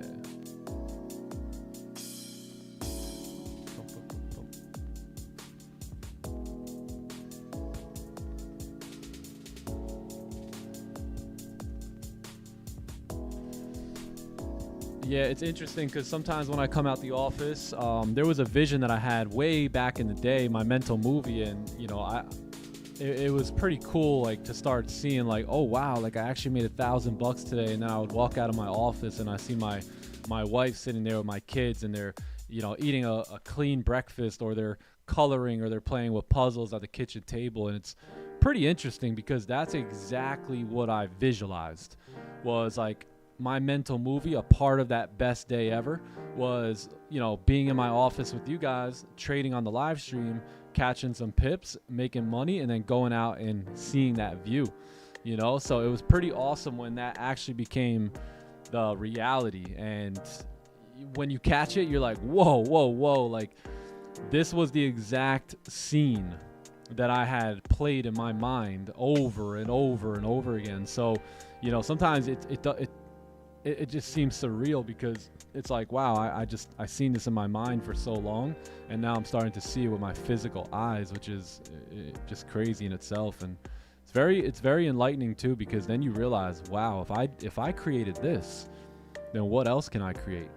What else can I kind of visualize in my mind first and then work towards? And man, that's when the game begins to get fun, because that's when you start to remember your God-given abilities, right, to co-create and all that good stuff. So it's epic.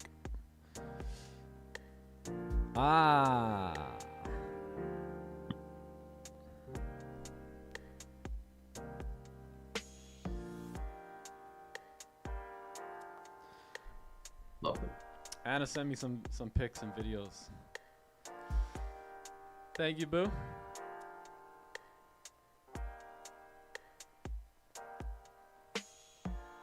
See if I can show you guys some of them. But yeah, let's wait on this candle. So the game plan still remains the same, which is looks like we'll be waiting on this 1 hour closure now.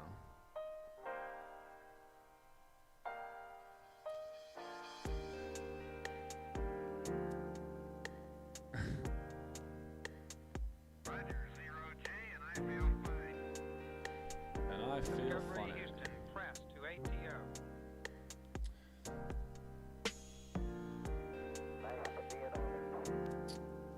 Can we do a top-down analysis? Yeah, we'll do one in just a few minutes. Let's wait on the closure here, and then we'll kind of see what we can come up with.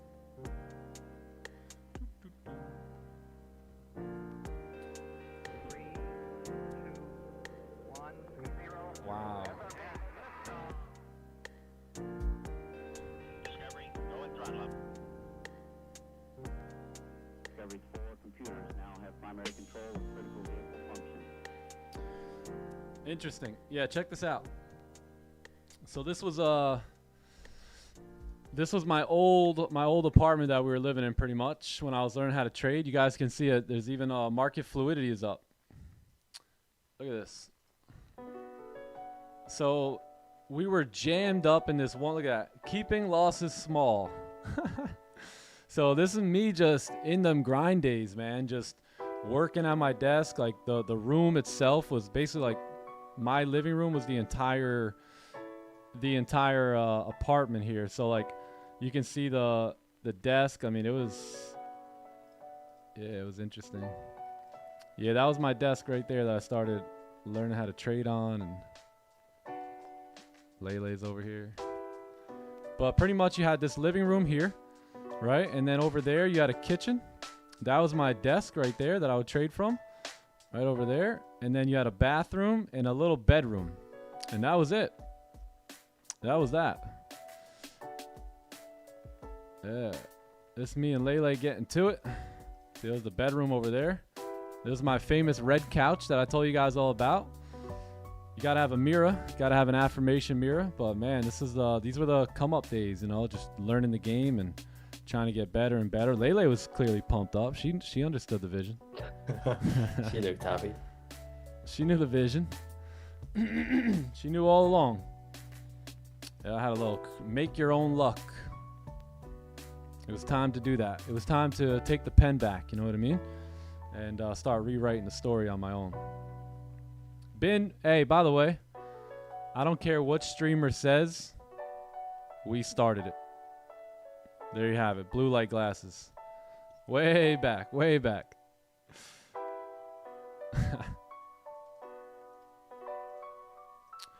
But just like you guys in the hunt.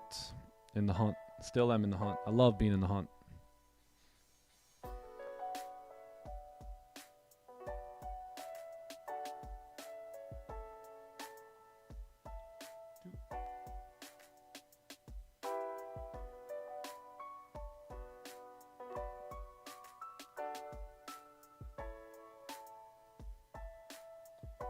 We love the hunt around here.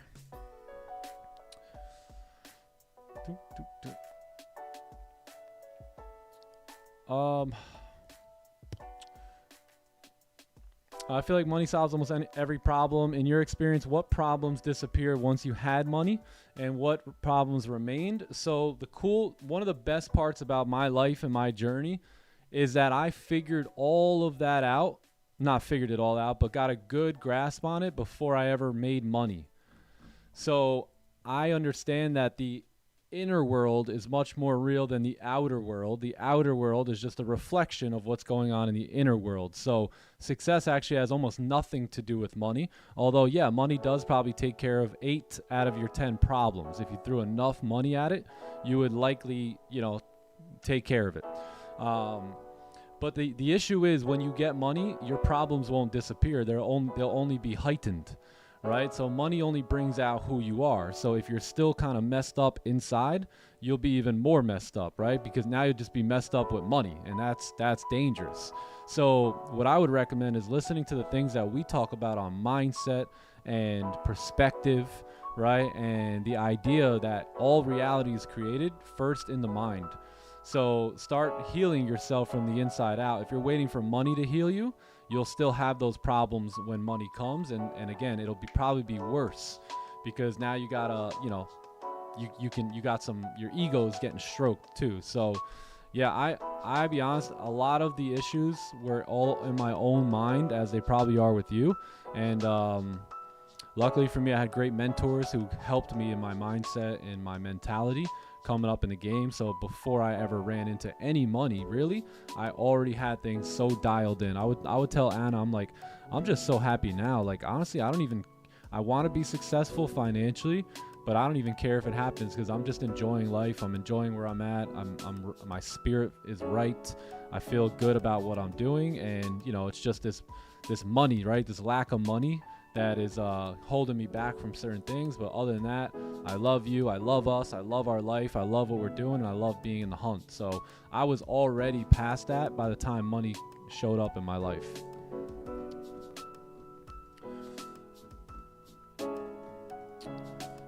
Sell now. I'm good. Let's see NQ though. What do we do here on the NASDAQ? Wow, just when you thought you were going up. Yes. Yeah. Okay.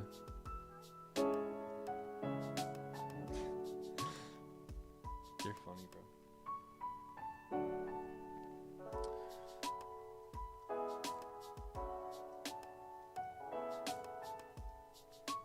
Okay, Kingman. You ready? You got it?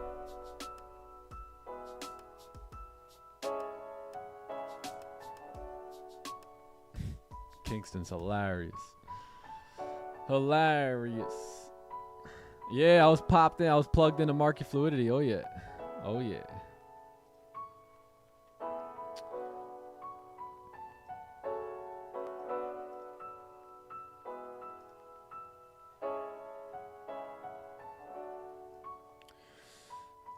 Catch, yeah, like being like enjoying the process of everything. You know, I didn't need the money to enjoy the process. I had already fallen in love with it. So, yeah, that's probably one of them. Other things probably not, like materialistic things. I probably couldn't get them without the money, but you know, there was so many unmaterialistic things that I was able to get. And then by the time you run into money, you don't even want half those materialistic things anymore. You're like, why would I want that? That goes to my free, you know, maybe chipping away at my freedom or whatever. So I think the best thing to buy with money is time. You know, so if you can buy time and create freedom and buy your life back, that's you know, the ultimate asset to purchase.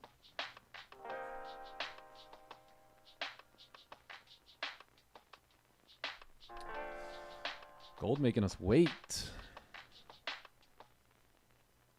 But a little bit of both.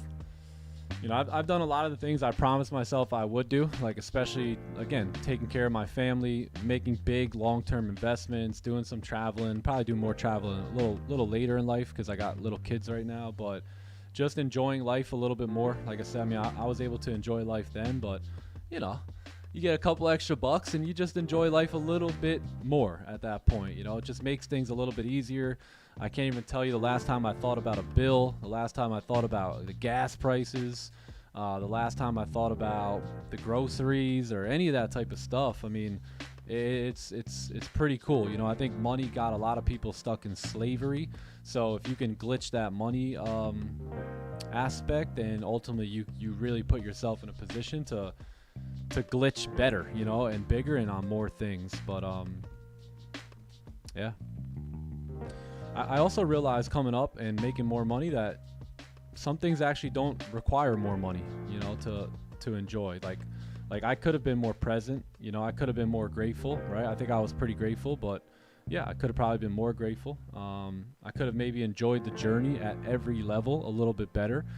You know, as any entrepreneur, any winner in general, when you're losing, you're not too happy with yourself, right? And a lot of times that even though if you do have that correct spoken word, you're still going to be hard on yourself because you know what you're capable of and know what you're made of. And, you know, I wish I would have been just a little bit easier on me, you know, and, you know, not as just hard on myself, right? Because some of that was kind of holding me back and whatnot. And I would just encourage people to just be their own cheerleader, you know, their own best friend, and support you, right? Support you and your dreams and your goals, and try not to look at failure as much of a failure, but as an opportunity to learn and grow and put some of the puzzle together. Because looking back, everything I thought was bad actually turned out to be good. You know, actually put me, you know, if I would have accomplished something then, I wouldn't have done this, but you know what I mean? So you really just can't, you just got to appreciate the journey. Yeah, money gives you options, but it doesn't automatically make you become some better person or, you know, things like that. So that's still inner work, and that inner work has got to be done daily.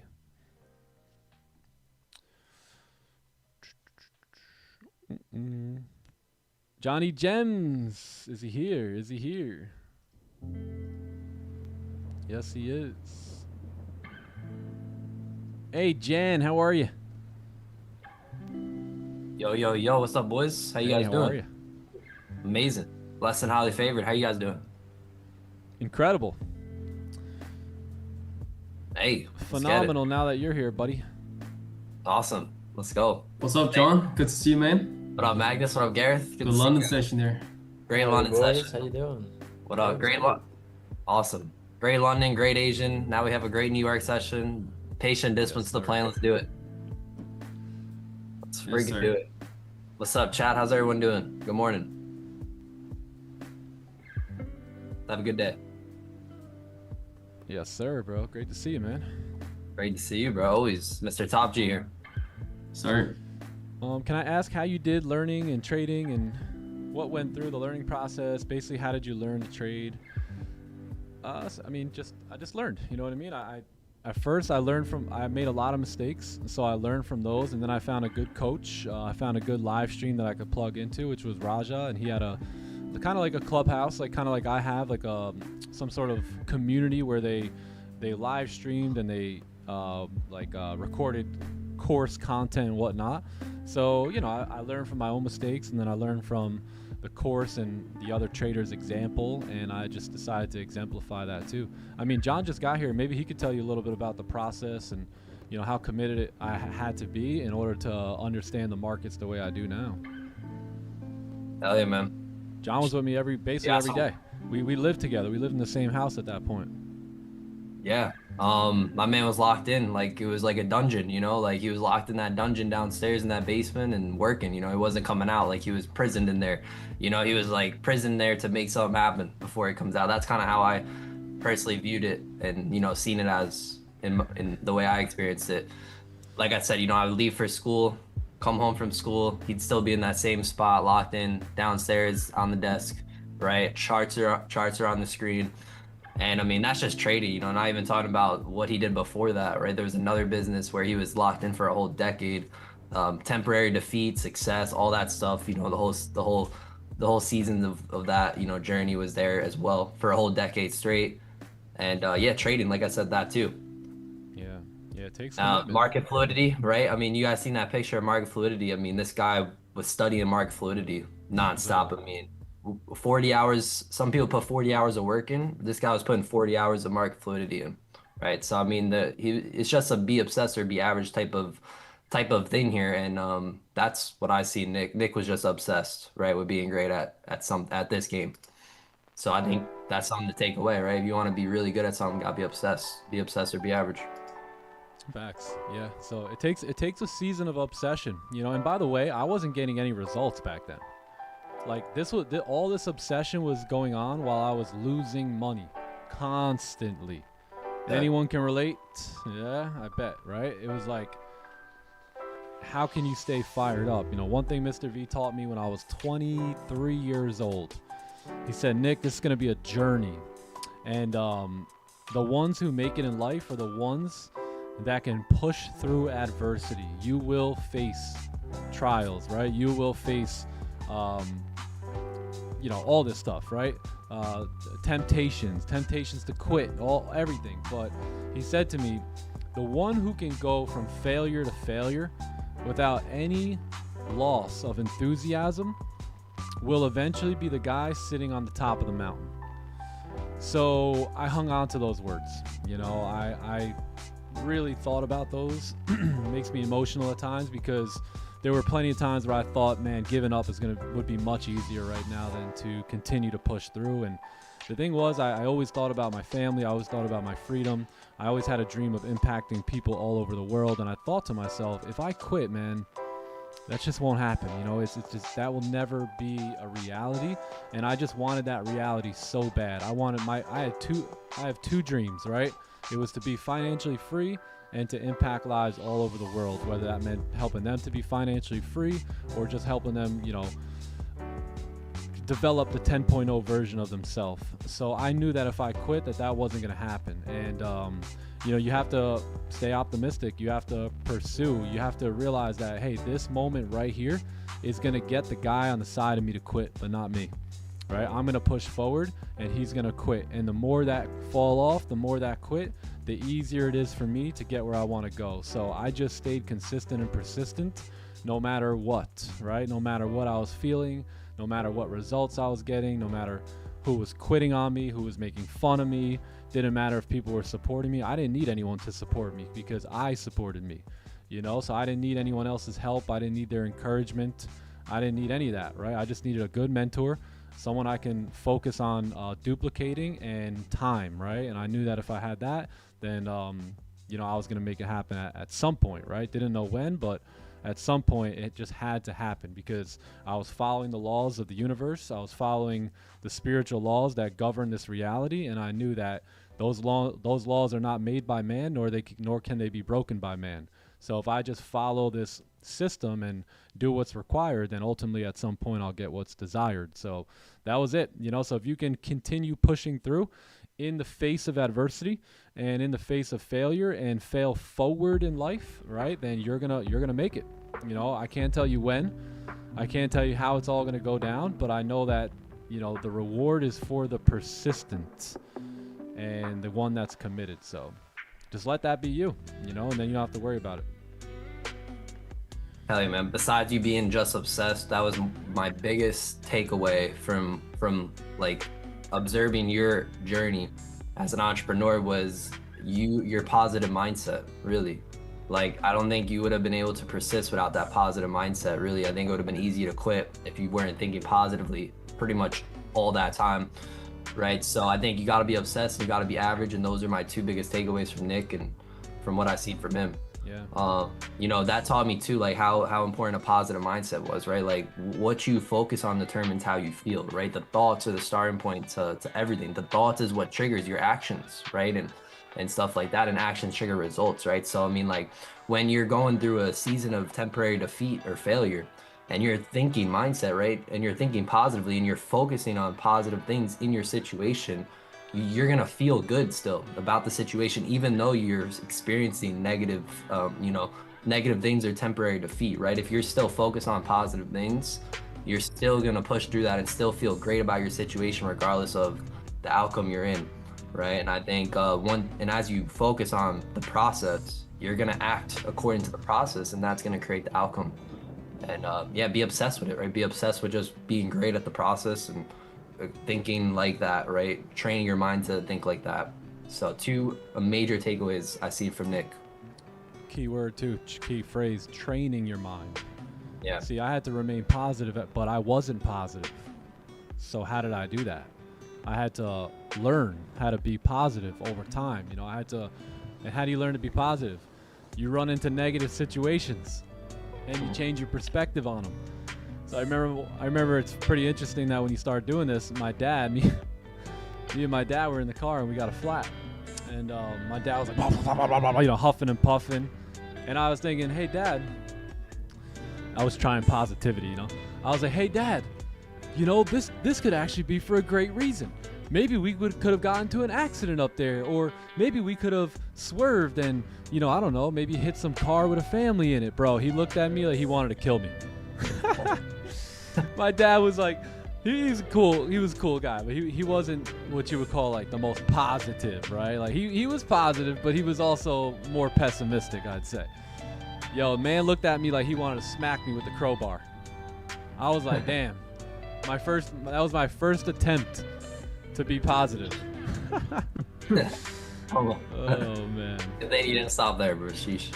Hey, look at that. You know, I could have said, oh, look at my dad. He's not, you know, positive. Let me just be negative and use that as an excuse or something. But, you know, I knew that my dad didn't have the results financially and you know, really mentally either, right? That I wanted. So I knew I couldn't use that as, you know, good feedback or whatever. So I just had to keep going. Man, super funny. And man, that's really the only reason a lot of people are in the habit of thinking negatively is because just that was the environment they grew up in, right? That's all they know. Like if your parents were more pessimistic, right, more negative, I mean, you're obviously going to naturally be more negative because that's all you knew when you were, you know, growing up. And what happens when you grow up? You know, each day is going by and each day is going by of you you know, picking that up, singling that from your environment that you're growing up in and the rep, and you're constantly seeing this every day. So what happens when you constantly do something every day? It turns into a habit.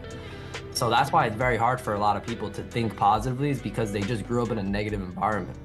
Now going back to the word training, right? Nick, like, he grew up in a negative environment, and he had to constantly, just like he got in the negative mindset and the negative, you know, frequency from his environment, he had to also now constantly change that, right? Constantly train his mind every single day, replace negative thoughts with positive thoughts. And just, it wasn't easy at the start, but as you constantly do it, it gets easier and easier, and it becomes a habit, right? So I think that's why it's hard for a lot of people right now, is because of the environment you grew up in. But as you just consistently get the reps in and train your mind with good repetition, right, and be in a good environment like this, you know, things are going to change quickly for you, right? And your mind, and you're going to start being more positive than negative, right? And it's just replacing, you know, bad habits with good habits, really, right? Because we're habits of creatures, so no matter what, we're going to be in a habit of something. So just make sure it's good habits, and we do that by training ourselves and our environment to do that. Yeet.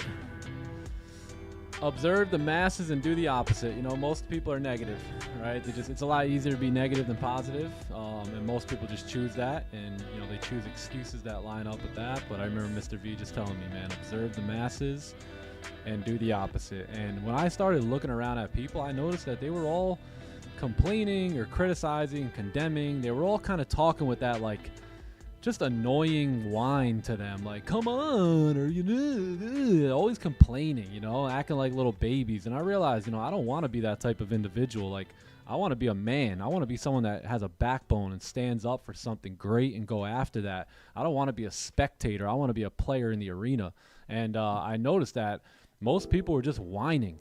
They're just little babies. The only difference is they had beards, and you know, they were out of their diapers, but my goodness, they were still crying like they were in diapers. And I realized, like, that's why they're all poor. And that's why they're all brokies, right? Because they're living that peasant lifestyle, complaining and blaming and doing all that stuff. And I just decided to take my life into my own hands, you know, and say, hey, you know what? Instead of crying about it, I'm just going to go out and do something. And I don't know if it works, but I'll tell you what, I'm going to work my tail off.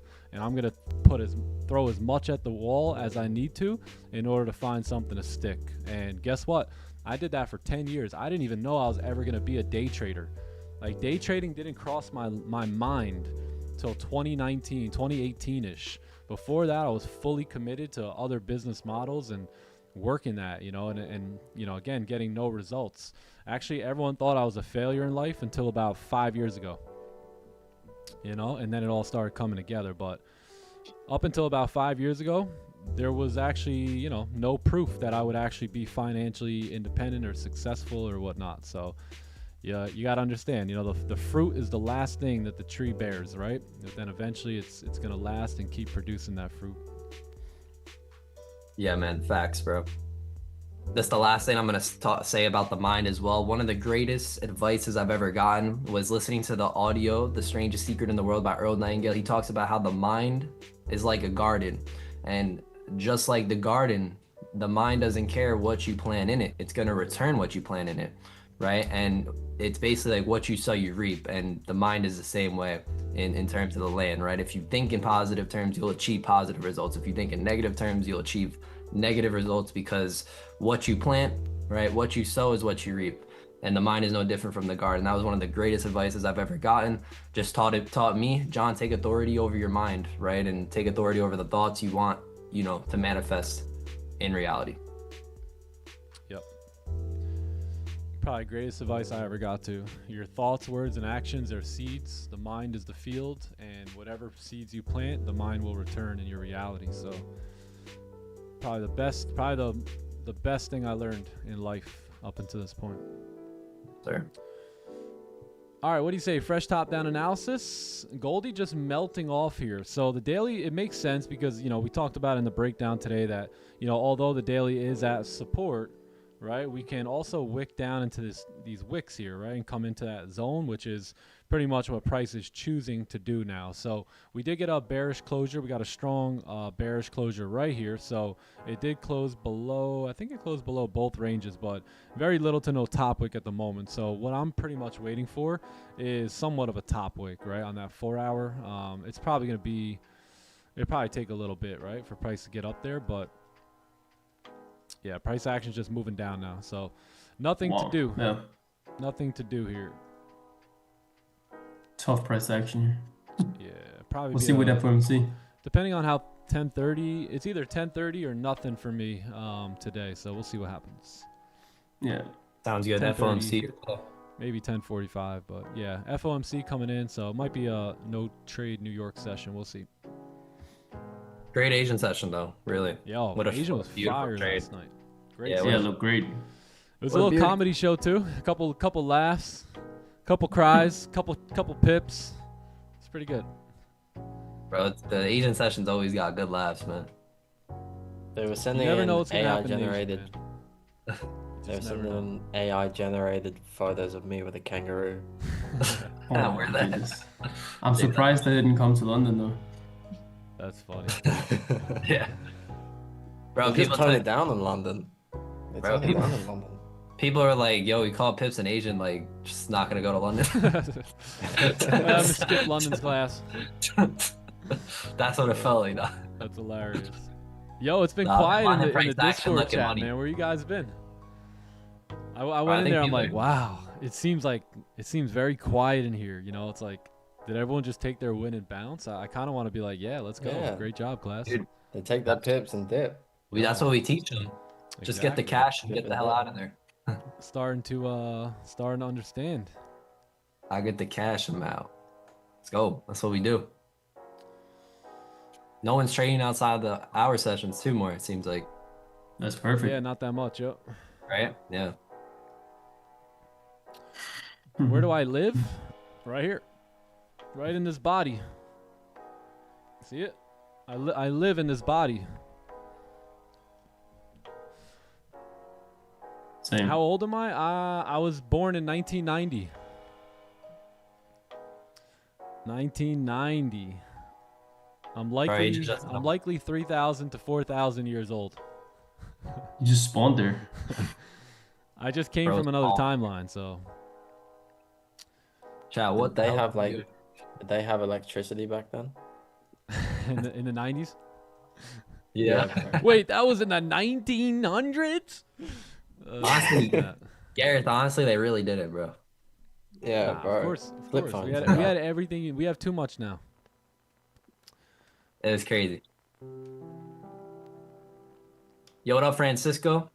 We got Yes, sir, man. I did have the pleasure to meet Mr. V. Yup, I did. Great guy. He said, I thought that Great was Nick's guy. alter ego. I wish I could have heard some more of his gems, but I was too young. So Bro, when now I hear from Nick. what was it? It was probably about maybe 8 months ago. We were hanging out. I can't remember if we were in New York or we were in Florida or something. But remember, I started playing the audio from Mr. V. So I have all his recordings because basically every time I spent with him, I recorded it. Key, right? And so now I can always go back on those conversations and listen back to it. And when I meet with him today, I still record our conversations. I actually prepare, like, I don't know, when you meet your mentor, it's a little like, when you meet with him, it's like you're a little nervous, even though we've been together for 10, 12, 13, 14 years, whatever it is. Like, you still want to appreciate that person's time and be thankful for all that they've kind of given you to that point. So I mean, I still record to this day when I meet with Mr. V. That's great, bro. I think it's only right that we share an audio during Asian session. Yeah, I think we could, man. We could. They need to hear this guy. Yeah. New York session. I'm sorry, Asian session. Remind me, and we'll do it. Fire, bro. All right, man. I'm about to dip here though. I'd love to brother. listen to games all day, but Perfect. I think we'll be able to You get it guys set be up now that spitting. Magnus is dipping. I'm taking it. Yeah, I'm That waiting for happened like the last 10:30. 3 times. Just wait, bro. Or 3 for 3. I'm just kidding. I'm just But kidding. yeah, I'm Oh, out. go now. Go So now. yes, sir. I'll see you all, All right, brother. tomorrow here again in Yes, London. sir. Enjoy. See you, bro. Peace, See you y'all. later, Have a bro. great day. See you. Take the trade on the computer. Of course, brother. I'll see you. Okay. Peace. Peace, bro. Yeah. Peace. He's out. Where's session. Mr. V now? He actually lives near me in Florida. Yeah, one of the, you know, he moved down here first, and I kind of followed. Hey, why'd you go exactly there in Florida? I don't know. Yeah, so Nice but one. Mr. V travels a lot, like a lot, all over the world. Has speaking engagements and stuff like that. So anytime I can catch him for lunch, it's always a good time. All right, geez, 11 minutes left, and this is my last shot here for a move. Inverted celery, coming back up, break the 4-hour highs, coming back up to retrace to range again before FOMC. So we'll see. 1993, no, 1990. 1990, the best year. The best year. Yeah, the legend maker, bro. I wish I could, you know, in a way, I wish that I didn't, you know, I grew up in a generation that didn't, you know, have a bunch of technologies, you know, and actually kind of just connected to humans, you know. Definitely some part of me wish I was, you know, in that generation. Oh, hell yeah. Epic times. Am I able to help my with the kids and stuff? Yeah, my kids are awesome. You know, they don't need a whole thing going on. So yeah, before Asian session, I tend to, you know, we do our affirmations, we brush our teeth, you know, we do the whole nighttime routine, and then my wife goes to bed with them, and I start the Asian sesh. But I'm involved in the routine of it all. I just don't put them down to bed or anything like that. And then same thing when we get up. Usually when they get up, I'm either like on my way back from the gym, or you know, I'm doing some stuff in the morning here.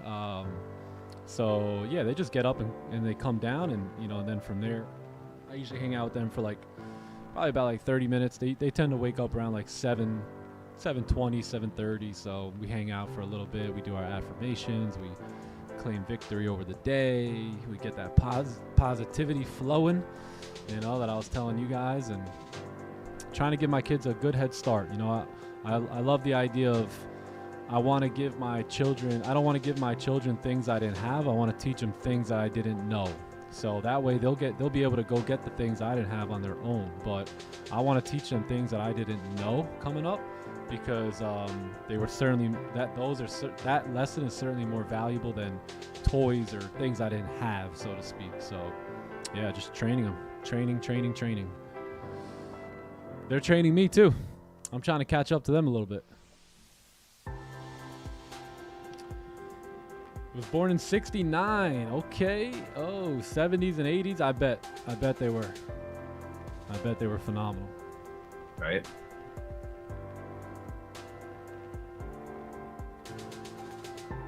Was I this upbeat when I didn't have much and I was struggling?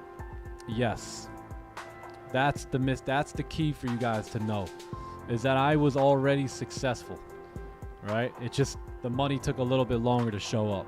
I was so successful. I was successful in every other area. I had great relationships. I had a great mindset, great mentality, great marriage, great self-image. I developed all that long before the money ever showed up. So I didn't need the money to come, you know, help me with that. I was already doing it on my own. Hey, man, remember, positive Right, state John? of mind. Yes, absolutely. 100%. He Mr. was. V, Mr. V told me very early, he said, Nick, he said his exact words. He goes, Nick, a dream cannot exist in a negative environment. So what he meant by that was, if you do not develop a positive mental attitude, very likely you will give up on things, and your dream will just never be accomplished, right? Because you'll never be willing to go through the adversity, because it'd be too negative to keep going through it. So yeah, man, I focused a lot on that and building me and my own self-image and how I viewed self. And you know, that was long before I ever had any money. So the money was just like a little icing on the cake. The money was like, all right, yeah, okay, it's finally here. Been waiting on this, been expecting this. All right, so that was pretty much it with the money. Remember, chat, focus on state of mind, not feelings, right? Feelings are like weather, and weathers, they come and go, right? I mean, I can feel sad, but still overall have a positive mindset, and that sad feeling eventually leave, right? And still stay in that positive mindset. So like a positive state of mind is how you view things, right? It's like the lenses of the world, basically, right? So it's how you view a situation. A feeling is just something that comes and goes, it's temporary. So don't really get caught up in the feelings. Focus on the state of mind, right? Be in the positive state of mind so that regardless of the feelings that come and go, you're always going to have that backdrop, right? Where you see the things in those you see the positiveness in that lens, Silver right? lining. That you got that, right? Yeah, so that's silver lining, right? So, hell yeah, man. Same thing with gratitude, right? Like happiness is not, by chance, it's by choice. You can choose to just perceive things in a way where it makes you happy, regardless of, the feelings and the things that happen to you. So focus on state of mind more than anything. Yes, sir. You gotta focus on truth. The truth is that every adversity comes with the seed of an equal or greater benefit, right? So if you can understand that truth, now when you run into adversity, I'm going to be looking for something positive outside of it versus someone else who's only going to see it as a negative. Who do you think is going to have a better outcome after the fact, right? Most likely the guy with the positive mindset. So just like Steven said, money is a lagging indicator to success. Very, very rarely did I see somebody show up here and say, hey, Nick, I just got to let you know, man. Sheesh, I made over $150,000 this past year trading. And you know what? I think now I'll start showing up to the sessions. Maybe now I'll start watching the course. Maybe now I'll start, doing that patient and disciplined thing that you always talk about. I've never seen it. But you know what I have seen hundreds of times? I've seen, hey, Nick, I've been patient. I've been disciplined. I've been working on myself. I've been following the plan. And now I got to pay. And because of that, I made $150,000 this year. I talked to a young guy at the meetup. He's here very consistently. And he told me he made over $100,000 this year, and he didn't do that, by just wanting to do it, right? He did it because he worked on those areas, right? Worked on that discipline, worked on that patience, worked on following rules, learning the system. And then over time this past year, it all benefited him, right? And all of a sudden he just made $150,000. But he didn't make $150,000 last year. He made it because of the work that he did the year before. Right? So it's the law of sowing and reaping. So whatever you plant, right, so shall you reap. But the issue is you don't plant it and it doesn't reap right away, right? You plant it and time goes by and then eventually, it comes out and starts sprouting and you got this beautiful, awesome tree. And then eventually you've got apples to eat and fruit to take, to kind of nourish yourself with. And that's the game of success too. But during that year when that seed was planted, it had to grow down, right? It had to get its root structure, form its all, make sure it's going to be able to intake water and feed off of the environment, off of the ground, right? And it grew up, it grew big. But a lot of it is him putting in the work, making sure the ground here is fertile. So that way when those roots go down, they can actually begin to anchor, right? And absorb the nutrients that are necessary to have a tree like this. But if that ground is all crappy and rocky and rooty and all that, and it's not good ground, hasn't been toiled and stuff, then chances are, there's nothing's going to grow because these roots are going to get chopped up in that nasty dirt, right, in that environment. So you got to make sure the environment's good and make sure you're doing what you're supposed to. And then, and only then, that's when you get the results that you're looking for. That's when you can pick some fruit and start eating. You can say, hey, it's time to eat. Time to eat. Love that, bro. And talking about the state of mind and feelings before the candle closures, let's talk about two people who both go through the same situation, right? Both of them, they both get their flight delayed and they both feel a state of or they both feel annoyed, right? So person A, he's got the negative mindset, right? His flight gets delayed. So with the flight getting delayed, he's going to be annoyed by that. Right? And now with the negative mindset, he's going to continue to look for negative things that is in that situation, right? Now let's take the person B, the positive mind guy, right? He as well gets his flight delayed and he also is going to feel annoyed.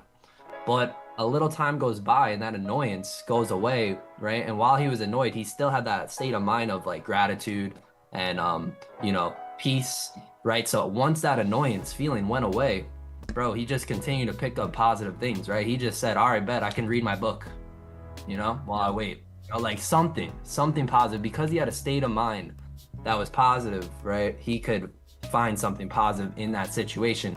Both persons felt annoyed, but one of them, you know, continued to stay positive through it all, and one of them actually got worse from it and got in a loop of negative feelings, right? So state of mind, baby. Let's get it. The other say, you know what? I've been looking to miss my flight and get a nice hour of free time to read my book or call my wife or talk to my kids on the phone, or you know what I mean? It's just like, even though it might not be positive, can you find something positive, right? It's like the people who say, I don't got time.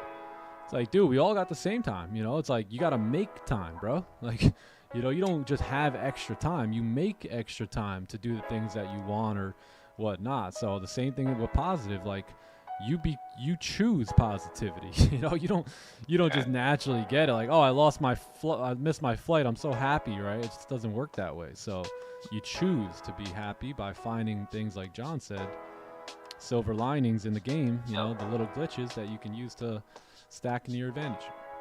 Yes, sir. All right. Well, this ain't looking too bad here. We'll anticipate the 4 hour possibly re-breaking its own high and moving back up to close back in the overall 4 hour range here, right? Kind of got this little potential fake out working, come back in the range. So let's see how we close. We got 14 seconds, and if we can get a decent lower wick, we can look to enter on the break of the 4 hour highs here. Boom, boom, boom. Are you looking at 15 minute or 30 minute? I'm looking at I got the 30 up here, but 15 looks pretty good too. We closed above, very similar to yesterday or last night. Yeah.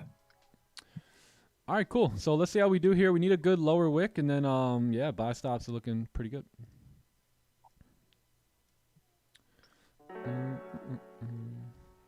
My entry is going to be on the break of the previous 30 minute. That's also going to be the 4 hour high too, and I believe the 1 hour high. Yeah.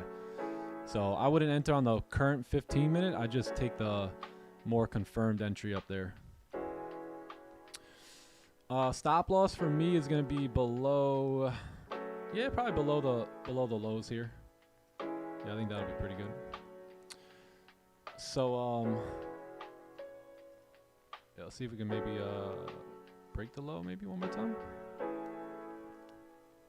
Boom, boom, boom, boom, boom. Yeah, it would be nice to see a steeper bottleneck. Stops for me are going to be below the low. Yeah, below that low there. What do you like for partials? 40-12? 40-12? Well, support. I was just looking at that support. 40-77. Oh my god. My gold chart is different still. 40-12, 40-12.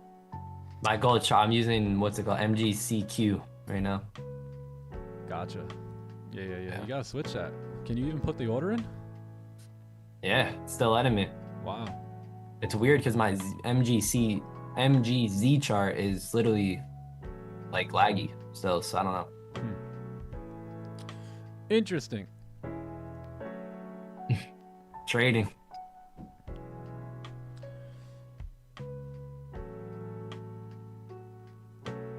All right, let's see if we could break the low one more time here and create a little bit of a steeper wick, and then I'll have a buy stop.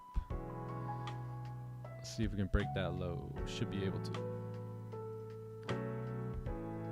What's up, Julia? Yeah, I did roll forward. Yup. Yeah, it works. Like I could trade on the Z chart, but it's just like doesn't look pretty, honestly. And the other chart I'm using still letting me place orders, so just kind of like staying put right now. Yep.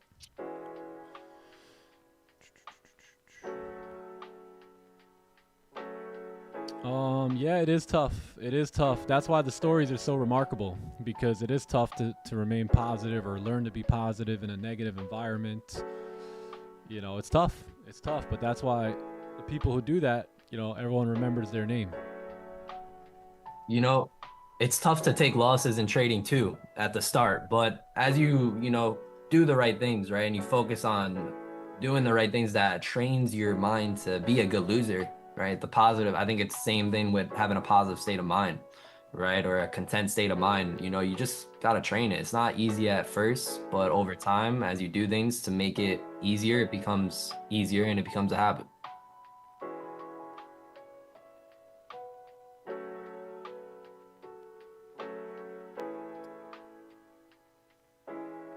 Like, you know, again, it sucked taking losses in trading, but then I started to constantly tell myself, John, it's just probabilities here, no certainties. And over time, like, my mind was trained to think of probabilities and be a good loser because of probabilities. Another thing to consider is those people around you, they need light. They need positivity just as much as you. So when you take the initiative and you say, hey, you know what, I'm just going to be positive, a lot of times you're going to brighten up your surroundings just by you doing it.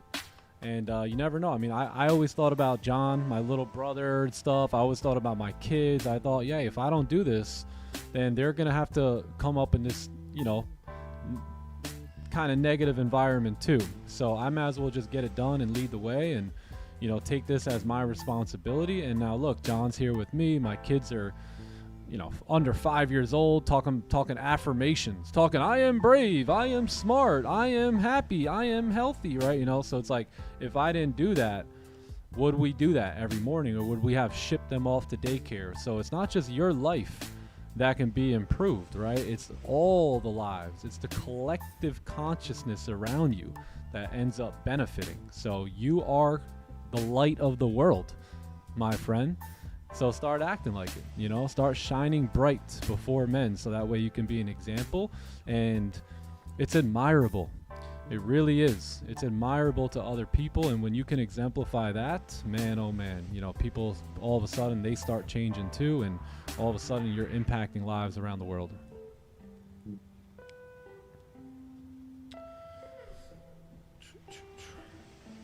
Don't let anyone dim your light. Nobody. I always say, you know, if I said, yo, if we were hanging out together and I said, hey dude, is this your car? Because someone opened the hood and they're doing something to your car, like it looks like they're trying to steal your engine. You would literally go out there with a baseball bat and try and defend your car. But then once someone tries to steal your dream or dim your light, you're like, whatever, okay, right? You're not even willing to fight for that. So imagine most people would be willing to fight for the tires on their car versus over their own dreams, right? When someone tries to steal them. So you think about that perspective and you go, you know what? Maybe I do need to toughen up a little bit. Maybe I do need to really, you know, put an emphasis on creating my own reality here.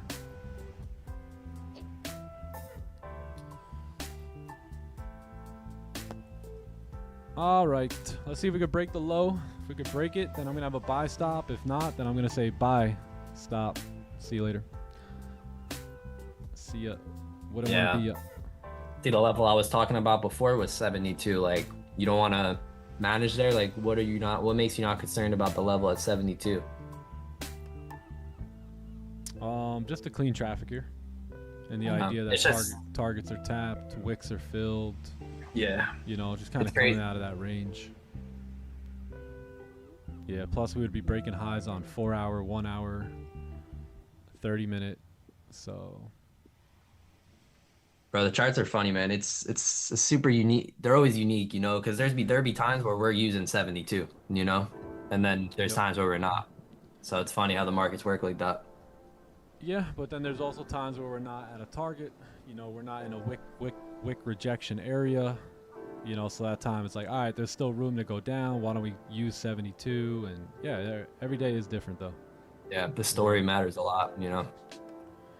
Story of the higher time frames, like the correlation of all the time frames matters a lot too. Yeah. Yep. If he takes, yeah. No. Let me know when he's done. Yeah. All right. John, let me know if we break the low, okay? I'll have my headphones. All right. Give me 1 sec. I'll be right back. All right. Yes, sir. All right, let's see. Chat, should we tease him? No, I'm kidding. I got the power in my hands. No Rafi today. Yeah, no. I was waiting. Yeah, I don't think he was at Asian or London, was he? Nah, he wasn't. You're right. We haven't seen him all day. I'm sure we'll see him in Asian tonight. Yeah, hopefully. It's always nice having him up. Yeah, always, bro. Definitely. That mental coach, Yeah, so good. right? Great for the mental. How was your day, Gareth, after London? Yeah, it was good, bro. I just went to the gym. That was about it, really. I went to the gym. I managed to journal up those trades from Asian. Oh, nice. Yeah, watched a few of the new videos that the psychology videos Nick put in the clubhouse, and then that was about it until the stream. Awesome, bro. That sounds like a W day. That's literally how I like to define a W day, bro. Follow your trading rules, work out your mind and body. And then if you do that, bro, like, sheesh, that's habit stacking, in my opinion. It is, and like I always like to tell myself and write in my journal that time's gonna pass anyway, whether you're doing the right things or the wrong things, and you'll only ever get the results you want if you're doing the right things. So, Bro, facts. like, I've been in the community for over a year now, and I think the reason why I have made the progress that I have is purely habit stacking, like what Nick and John says all the time. Like, Facts, dude. just doing the same things over and over and over, and then they just lead to these big leaps after months and months and months. 100%, bro. I agree. Yo, Nick, the low's breaking. But yo, man, you're so right about that, bro. You know, because you're never just like staying the same in life. Like, I don't think I've ever met someone who just literally stays the same. Like, they only get better, they only get worse, right? And that has a lot to do with your habits. Yeah, right? and I think That's what you're talking about. yeah, and that mindset of people who don't achieve their goals think that when they go off track, it's not taking them a step backwards. So like you said there, that there's no such thing as stationary or stagnant. You're either getting better or getting worse. 100%. Like if you decide that you're going to break your trading rules today, you got to remind yourself that you're taking a step backwards. But if you stay disciplined, you're taking a step forwards. And the goal is just to only ever walk forwards. Like, that is, you don't have to win every trade, you don't have to take every trade, but you have to set your plan and take a step forward every day. And if you take a step back, you need to address it, you need to note it down. Yep. And then don't do that again. That's facts, dude. I love that one too. Like, you break your trading plan. If you do that in a day, you break your trading plan, you're taking a step backwards. That's so true. It's taking a step backward towards your goals. And then the next thing you know, you've turned around and you started running the other way if you keep taking enough steps backwards. Dude, 100%. Did we break that low? We did break the low. Yeah, Yeah, I we did did. tell you. I told you that, yeah. Okay, I'm gonna have a We buy have got stop here 3 again. minutes. So I'm gonna have a buy stop on 15. gold. It's pretty much my last shot. If we don't get activated over the next 20 minutes, then I'm just gonna call it a day. We got 18 minutes on 30 minute, but like less than 5 on 15. You're basing off the All right, trading. Okay, yeah, we got 3 minutes left on the 15, so I'll add it back in about 3 minutes. We'll see how we close here, and then yeah, good idea. My bad. Gotta look at the time. Gotta look at the time. Hey, chat, just like that, sink is fixed, dryer is fixed, and we're good to go. You know, imagine if I would have tried figuring that out. You got to know what your strength is and what it isn't. You know, my strength is making money, not necessarily getting down and fixing things. So, homie came real quick. All right, let's get that done. Let's get it done in timely fashion. Y'all know what happens when I try and put stuff together. It gets ugly. I put together a chair one time. I don't even want to show you guys the picture. Stephen B, don't say a word. My kid's got some new Jeeps. I'm like, yeah, we'll have to wait till Stephen B comes over again. No, I'm just kidding. I put those together. I wouldn't let him wait that long. Bro, I feel like as a man though, we gotta get our hands dirty, you know? Yeah, do your thing. I'll pay you. You get dirty, I'll pay you. And boom. I'll just show up to the market tomorrow. I see Our wives are gonna look at us like, man, damn, bro, you can't get our hands dirty, like. Not at all. My cousin Frankie, he goes, you don't do anything anymore. I go, yeah, reach out to the team. They'll take care of that for you. He goes, what? I go, yeah, they'll do it for you. Yeah, man. It's funny. Snap. All right, yeah, let's hang tight. We'll wait on the 15 here, and then we'll see if we get ourselves in a position or not. Bro, funny. Delegate. I gotta focus on what I'm good at, man. Yeah. Yeah, I'm gonna wait on the 15. Yep. Closure above would be even better, honestly. To go, to like, because you have that zone at 72, if you get a resistance now and a closure above the 15, it's like, that's looking good. I wouldn't be as concerned with that. I wouldn't be as concerned with that 72 level if that was the case. Yeah, like this. Yeah, because now we'll have a fresh, information there of a closure above. Yeah, that's good too. Yeah. I'm definitely happy to call it a day right now with what I'm seeing right now. Yeah, you're right, man. Yeah, same here. You're welcome, shout Kelvin. out cousin Frankie.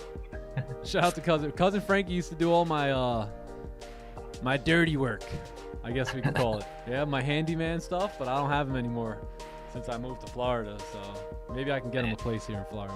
I convince him to move his family over here. We need him down there, bro. Let's make that happen. Oh yeah, we're moving out of Florida. That's right. Yeah, I just thought of that. Yep, Virginia. John wants to go to Virginia. Like what? Yeah, chat. Who lives in Virginia right now? Let me know how it is. What do you guys think? Me and my family and possibly my brother Joe, we all moved to North Carolina, and John moves to Virginia. What do you guys think? It's like, all right, dude, have fun in Virginia. Thanks. I'm only 4 hours away, bro. I'll come visit. Yeah, we'll see you in 4 hours sometime. Me and Joe gonna be playing golf on the best golf courses in North Carolina. John's gonna be sitting there waiting for like the summer to come.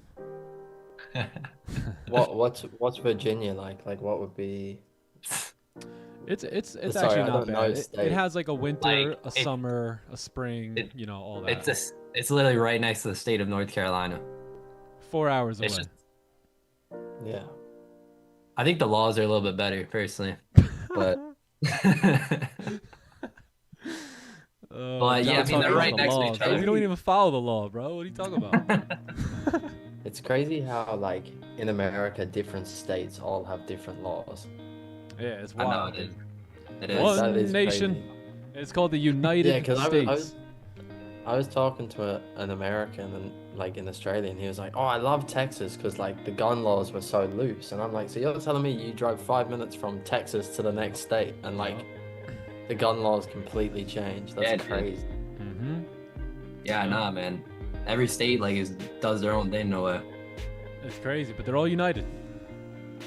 Some states are exactly the same, but yeah. It should be called, I don't know, not United States. I don't know. It should be called something else. It's the land of the free. But yeah, Virginia. I've spent time in Virginia, not enough to be like tell you everything about it. But I mean, it's nice. It's a little warmer than New York, but it's still gonna be a pretty solid winter. Snow on the ground for sure. But I'm sure it's pretty nice. But I was looking more. So I grew up in New York to where it's like most of the year winter, and then summer, and then now I live in Florida where most of the year is summer. Actually, all of the year is summer.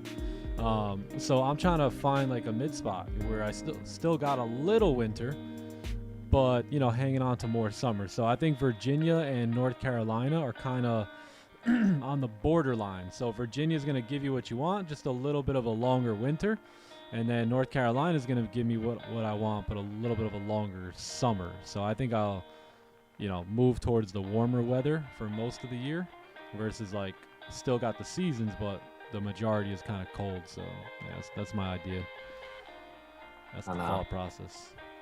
Would you ever live somewhere else, or are you purely America forever?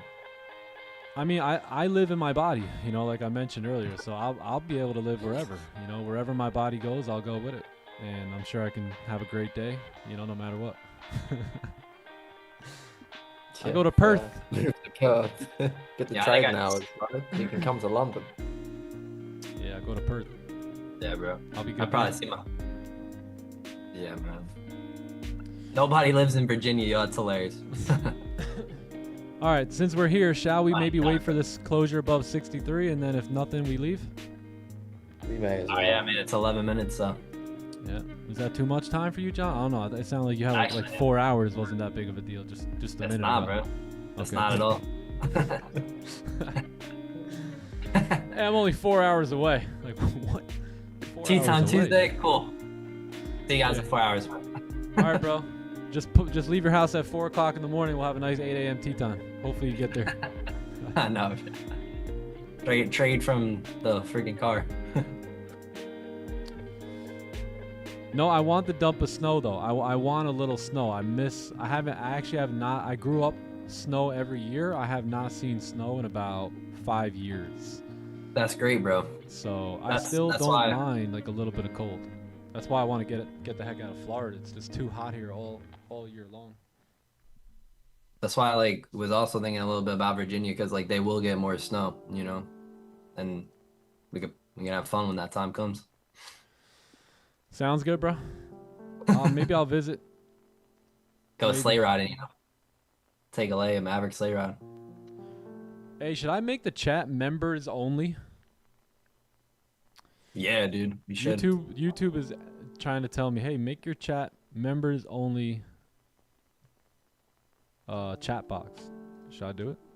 I think you should, bro. Last thing I want to hear is a Quaker's comment. That's not subscribed. It's like, all right, if you're quaking but you're subscribed, all right, we could live with that one. But you're quaking and not subscribed, get them out of here. Yeah, bro. Put them in a Let 'em bathroom. subscribe. You're gonna have to subscribe if you want to quake. What you mean, nah? What you mean? Hey, that tells me you're not subscribed there, man. I'm gonna have to come check that subscriber thing out. Anyone who says nah is not subscribed?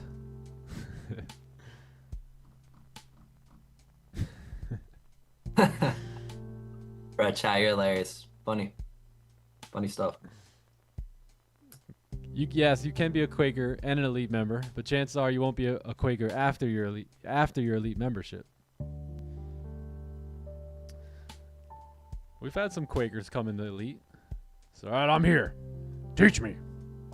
I said, all right, well, you better listen. All right, I will. And I teach them, and then they become profitable, and then they're not Quakers anymore. It's amazing.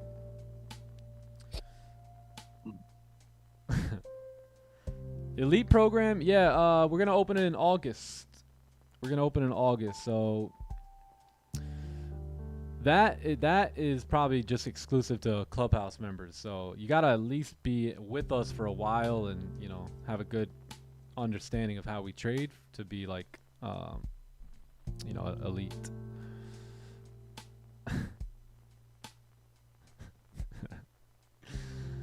Buy or sell. We might range here till 2:30. The best move might be later today, actually, around like 2:30 p.m. Eastern. You will have you'll have a press conference at that time, and this will get released at 2. So you might have a nice initial push at 2, but then 2:30 is where things should get interesting. Why is my chart different than yours? You're probably not rolled over yet on your futures contract, so you should be using the MG.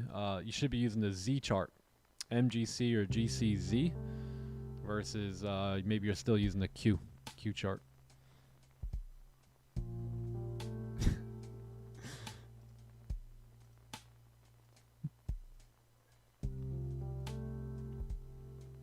How long should I wait for a setup at 2? I would say like maybe an hour and a half max usually, because then you start running into like 3:30 and 4 p.m. and at that point it's getting pretty late. How many members for my one-on-one stuff? I try and keep it 10 max. So yeah, as elite members kind of graduate and move on and move forward, I'll open the door for other ones. So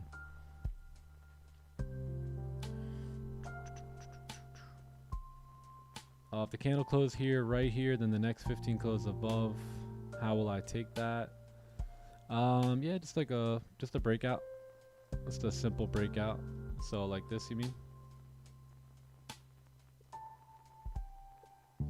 Yeah, I'll just take a buy just straight from here. Lower wick, same as always, and then I'll probably look for that wick fill, and then full TP up here.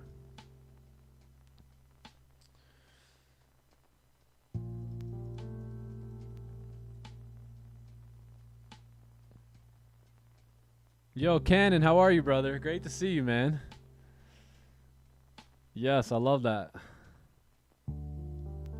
Give power to the poor. Let's go.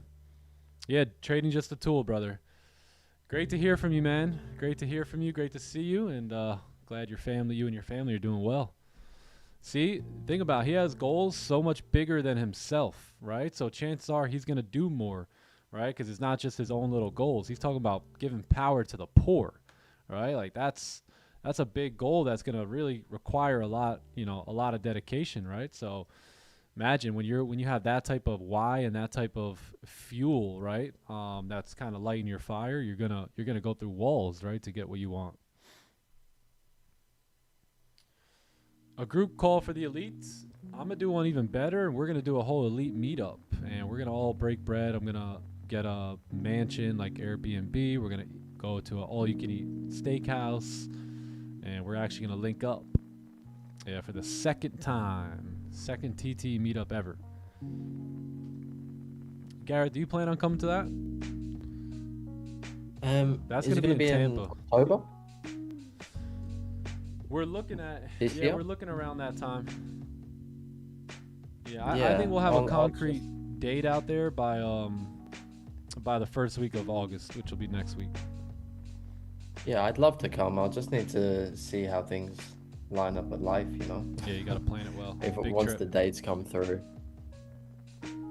Big trip. You gotta see if you can get off from your job. What job? No, you know what? He don't have a job no more. That's because he followed his rules. He stayed disciplined. He only takes playbook setups. He doesn't over risk. He doesn't over trade, right? That's it. He does his job as a trader, so he doesn't need a job elsewhere.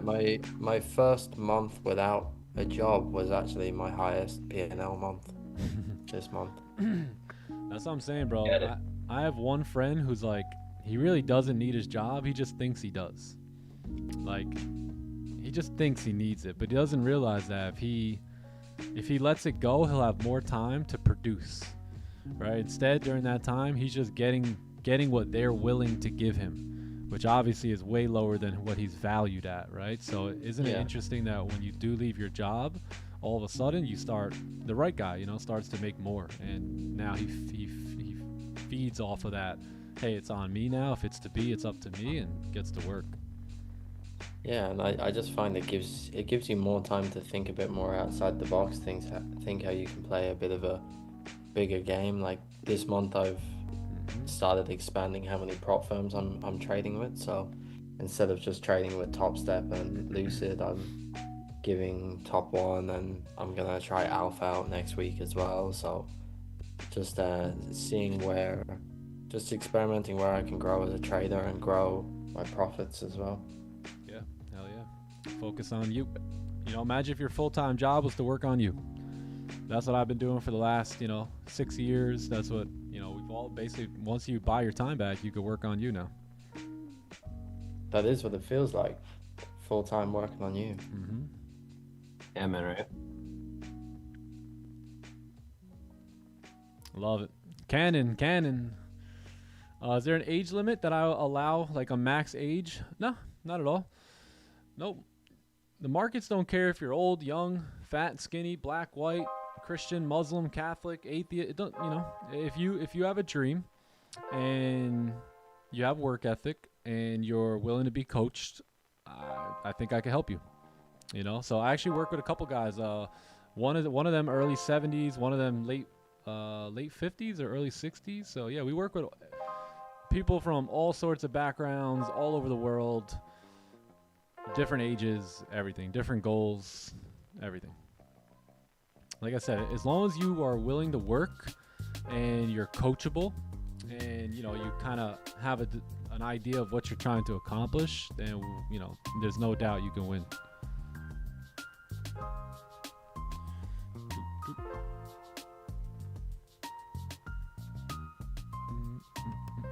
All right, 1 minute. We'll see what happens. Just a question here from Nicholas. How many accounts do I have in total, and do I have a goal for each account, or do I copy trade them all at the same time? So what I'm trying at the moment is, so right now I have 15 past accounts total. So I have 5 with TopOne, 5 with Lucid, and 5 with TopStep. And then I'm trying out Alpha next week, so I'm going to try pass a few more then. But I don't really have a goal, like a profit goal. I just hit my 5 days and take the payout, whatever amount is there. Because I just feel like as a trader, when the money's there for you to take, it's always the best option to take it. And so when we're copy trading the accounts, I tend to copy trade more the more confident I am in a trade. So it's very rare that I would copy trade all 15 accounts at the same time. I might go with 5 or 10 depending on how confident I am in each trade. Yep, love it. I think I actually have a payout pending on this account here. 1, 2, 3, 4, 5. Yeah, I could probably take a payout on 2 or 3 TopStep accounts today, which I'll probably do. And it's something I realized, it's a good system to be in to get yourself like getting payouts at different times on different accounts. So like if you copy trade, let's say you have a bunch of accounts and you copy trade them all at the same time. Sometimes it's better to have different accounts that you take different trades on. So you're getting like multiple different payouts throughout the month instead of just one big payout. Great idea. That's what I like to do too. Just kind of have it all. As long as you can kind of keep it organized in your own, you know, mind and in your own data, then it's good. Start taking payouts all over the place. Yeah, that's kind of what's been happening with me the last 2 to 3 months. It's kind of like before it used to just be like I had all my accounts and then I'd take a payout once every month. But like now it's a bit more, I might be taking a payout once a week or once every 2 weeks just because I have so many different accounts that are at different stages in the payout. So like some accounts might be at 3 days, some of them might only just be getting started. So that's kind of how I've been running with it right at the moment. I like it. Nice, man. But boys, I gotta head off here. Hope you guys have a great day. Yes, Yep. sir. Oh, Enjoy good. Johnny Gems. Sir. I'll probably See you guys have later. Day. as well. Alrighty. Real quick See you guys though, later. usually trade the instant accounts. Like, do I suggest anything? If you can help me out, help you out, bring some of those trades that, bring some of your data to agent session tonight, and we'll take a look at it. We'll go over some trades. Yeah, because I don't know how to help you unless I see the data. Otherwise, I'll just give you a general answer, and I think you need something a little bit more than general. But I'll be happy to help you if you take some screenshots, send it over to us in agent session tonight, and we'll go through some of them. Cool. All right, that's it for me, man. Nothing for me. I'm definitely not taking a risk or a chance in this market here. Great job. We had a couple orders that we wanted to get into, but it looks like we'll just keep our green on the day from Asian and carry on into tomorrow's candle in the Asian session tonight. So, Gareth, Johnny Gems, thanks for coming by. Thank you, boys. I appreciate Great session. I appreciate your hospitality today. Of course. Sir. Great session. God bless you all. See you guys in agent session. Have a lovely day, guys. Alrighty. All right, G's. Yep, you guys have a wonderful day. I've enjoyed my time here with you guys. I hope you learned something today, and hopefully today helps you to have a better tomorrow, so to speak. So I'll see you guys on the next one, and don't over risk, don't over trade. Good luck with FOMC later, and I'll see you guys on the next live stream, whether that's Asian session tonight or New York session tomorrow. I'll be there, so I'll see you then. All right, love y'all. Peace, G's. Later. Feeling so tall, I could give a high five to the pilot. Yeah, family tight, I keep small circle like island. Whoa, in Inbox full of contracts I signed with a stylist.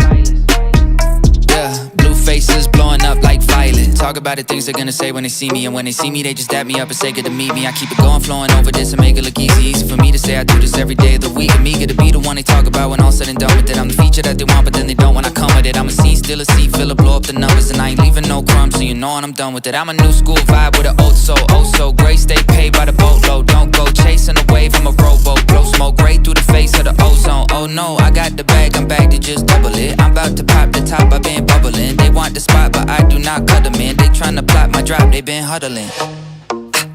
Feeling so tall, I could give a high five to the pilot. Yeah, family tight, I keep small circle like eyelid. Whoa, inbox full of contracts I signed with a stylist. Yeah, blue faces blowing up like violet. I know a lot of people praying for my downfall, but the only thing that I'll be down for is being top 5, but like down 4. I'm down to earth like the ground floor, but I've been flying so long I tend to ask people, what's the ground for? Man, I'm only headed up, see my flow volcanic, this the fire I erupt. Heard the fans getting rowdy cause they haven't had enough. You know I'm running the city, you just running out of luck. Yeah, I said that with my chest, I flow hard, it's no wonder they easily impressed. I'm so far, but I'm always coming back with something fresh. I never rest, swear you'll never catch this ego in a nest. I invest my time in a booth, I find a piece. I used to piece the boom in my mind. My ex knows this, let me expose this. She left cause she don't wanna be with an explosive. Man, I'm just feeling so tall I could give a high five to the pilot. Yeah, family tight, I keep small circle like eyelid. Whoa, inbox full of contracts I signed with a stylist. Yeah, blue faces blowing up like violet. Dad, are you sure you know what you're doing? Yeah. Uh-huh. Come on. Yeah. Uh-huh. Yeah, whoa, last time I checked, I'm still hot. Real hot, kept it dope without a pill pop. Bill Cosby, steady climbing to the hilltop. Tip top, did it all off of a TikTok. Yeah, Last time I checked, I still that guy that did it on my own. Stay independent. For you to get what I'm getting, it would probably take a village. Just give me a minute, turn a snippet to a hit, and now they all want a percentage, but I'm only paying visits. Big dog, hit him with thick thumbs and a quick draw. Pit boss, if they ain't playing, they getting kicked off. Jigsaw, I got him puzzled, got him a bit lost. It's a feeding frenzy, I put a beat in a pig trough. Got it on lock, got the password. Type of thing you couldn't manufacture. 10,000 hours, got it mastered. Can't you see the patterns? Last time I checked, I'm still hot. Real hot, kept it dope without a pill pop. Bill Cosby, Steady climbing to the hilltop. tip top, Did it all off of a TikTok. Yeah, last time I checked, I still hot. real hot. Kept it dope without a pill pop. Bill Cosby, Steady climbing to the hilltop. tip top. Did it all off of a TikTok. Yeah, last time I checked, I'm still the man in my town. They had to crown me. What I used to make in a day, I make it hourly. Told Grand, send me a beat and make it bouncy. When they hear the tag, they know it's about to be. Big scene, catching us on the big screen. 16, bar slicker is pristine. Let's stream, everything that we spit clean. Big jeans, pockets are looking mint green. Pen game bulletproof. Look at all the levels that we took it to. Sticking out like a crooked tooth. Staring at the mirror, liar, look at you. Damn, I'm still hot. Real hot, kept it dope without a pill pop. Bill Cosby, Steady climbing to the hilltop. tip top. Did it all off of a TikTok. Yeah, Last time I checked, I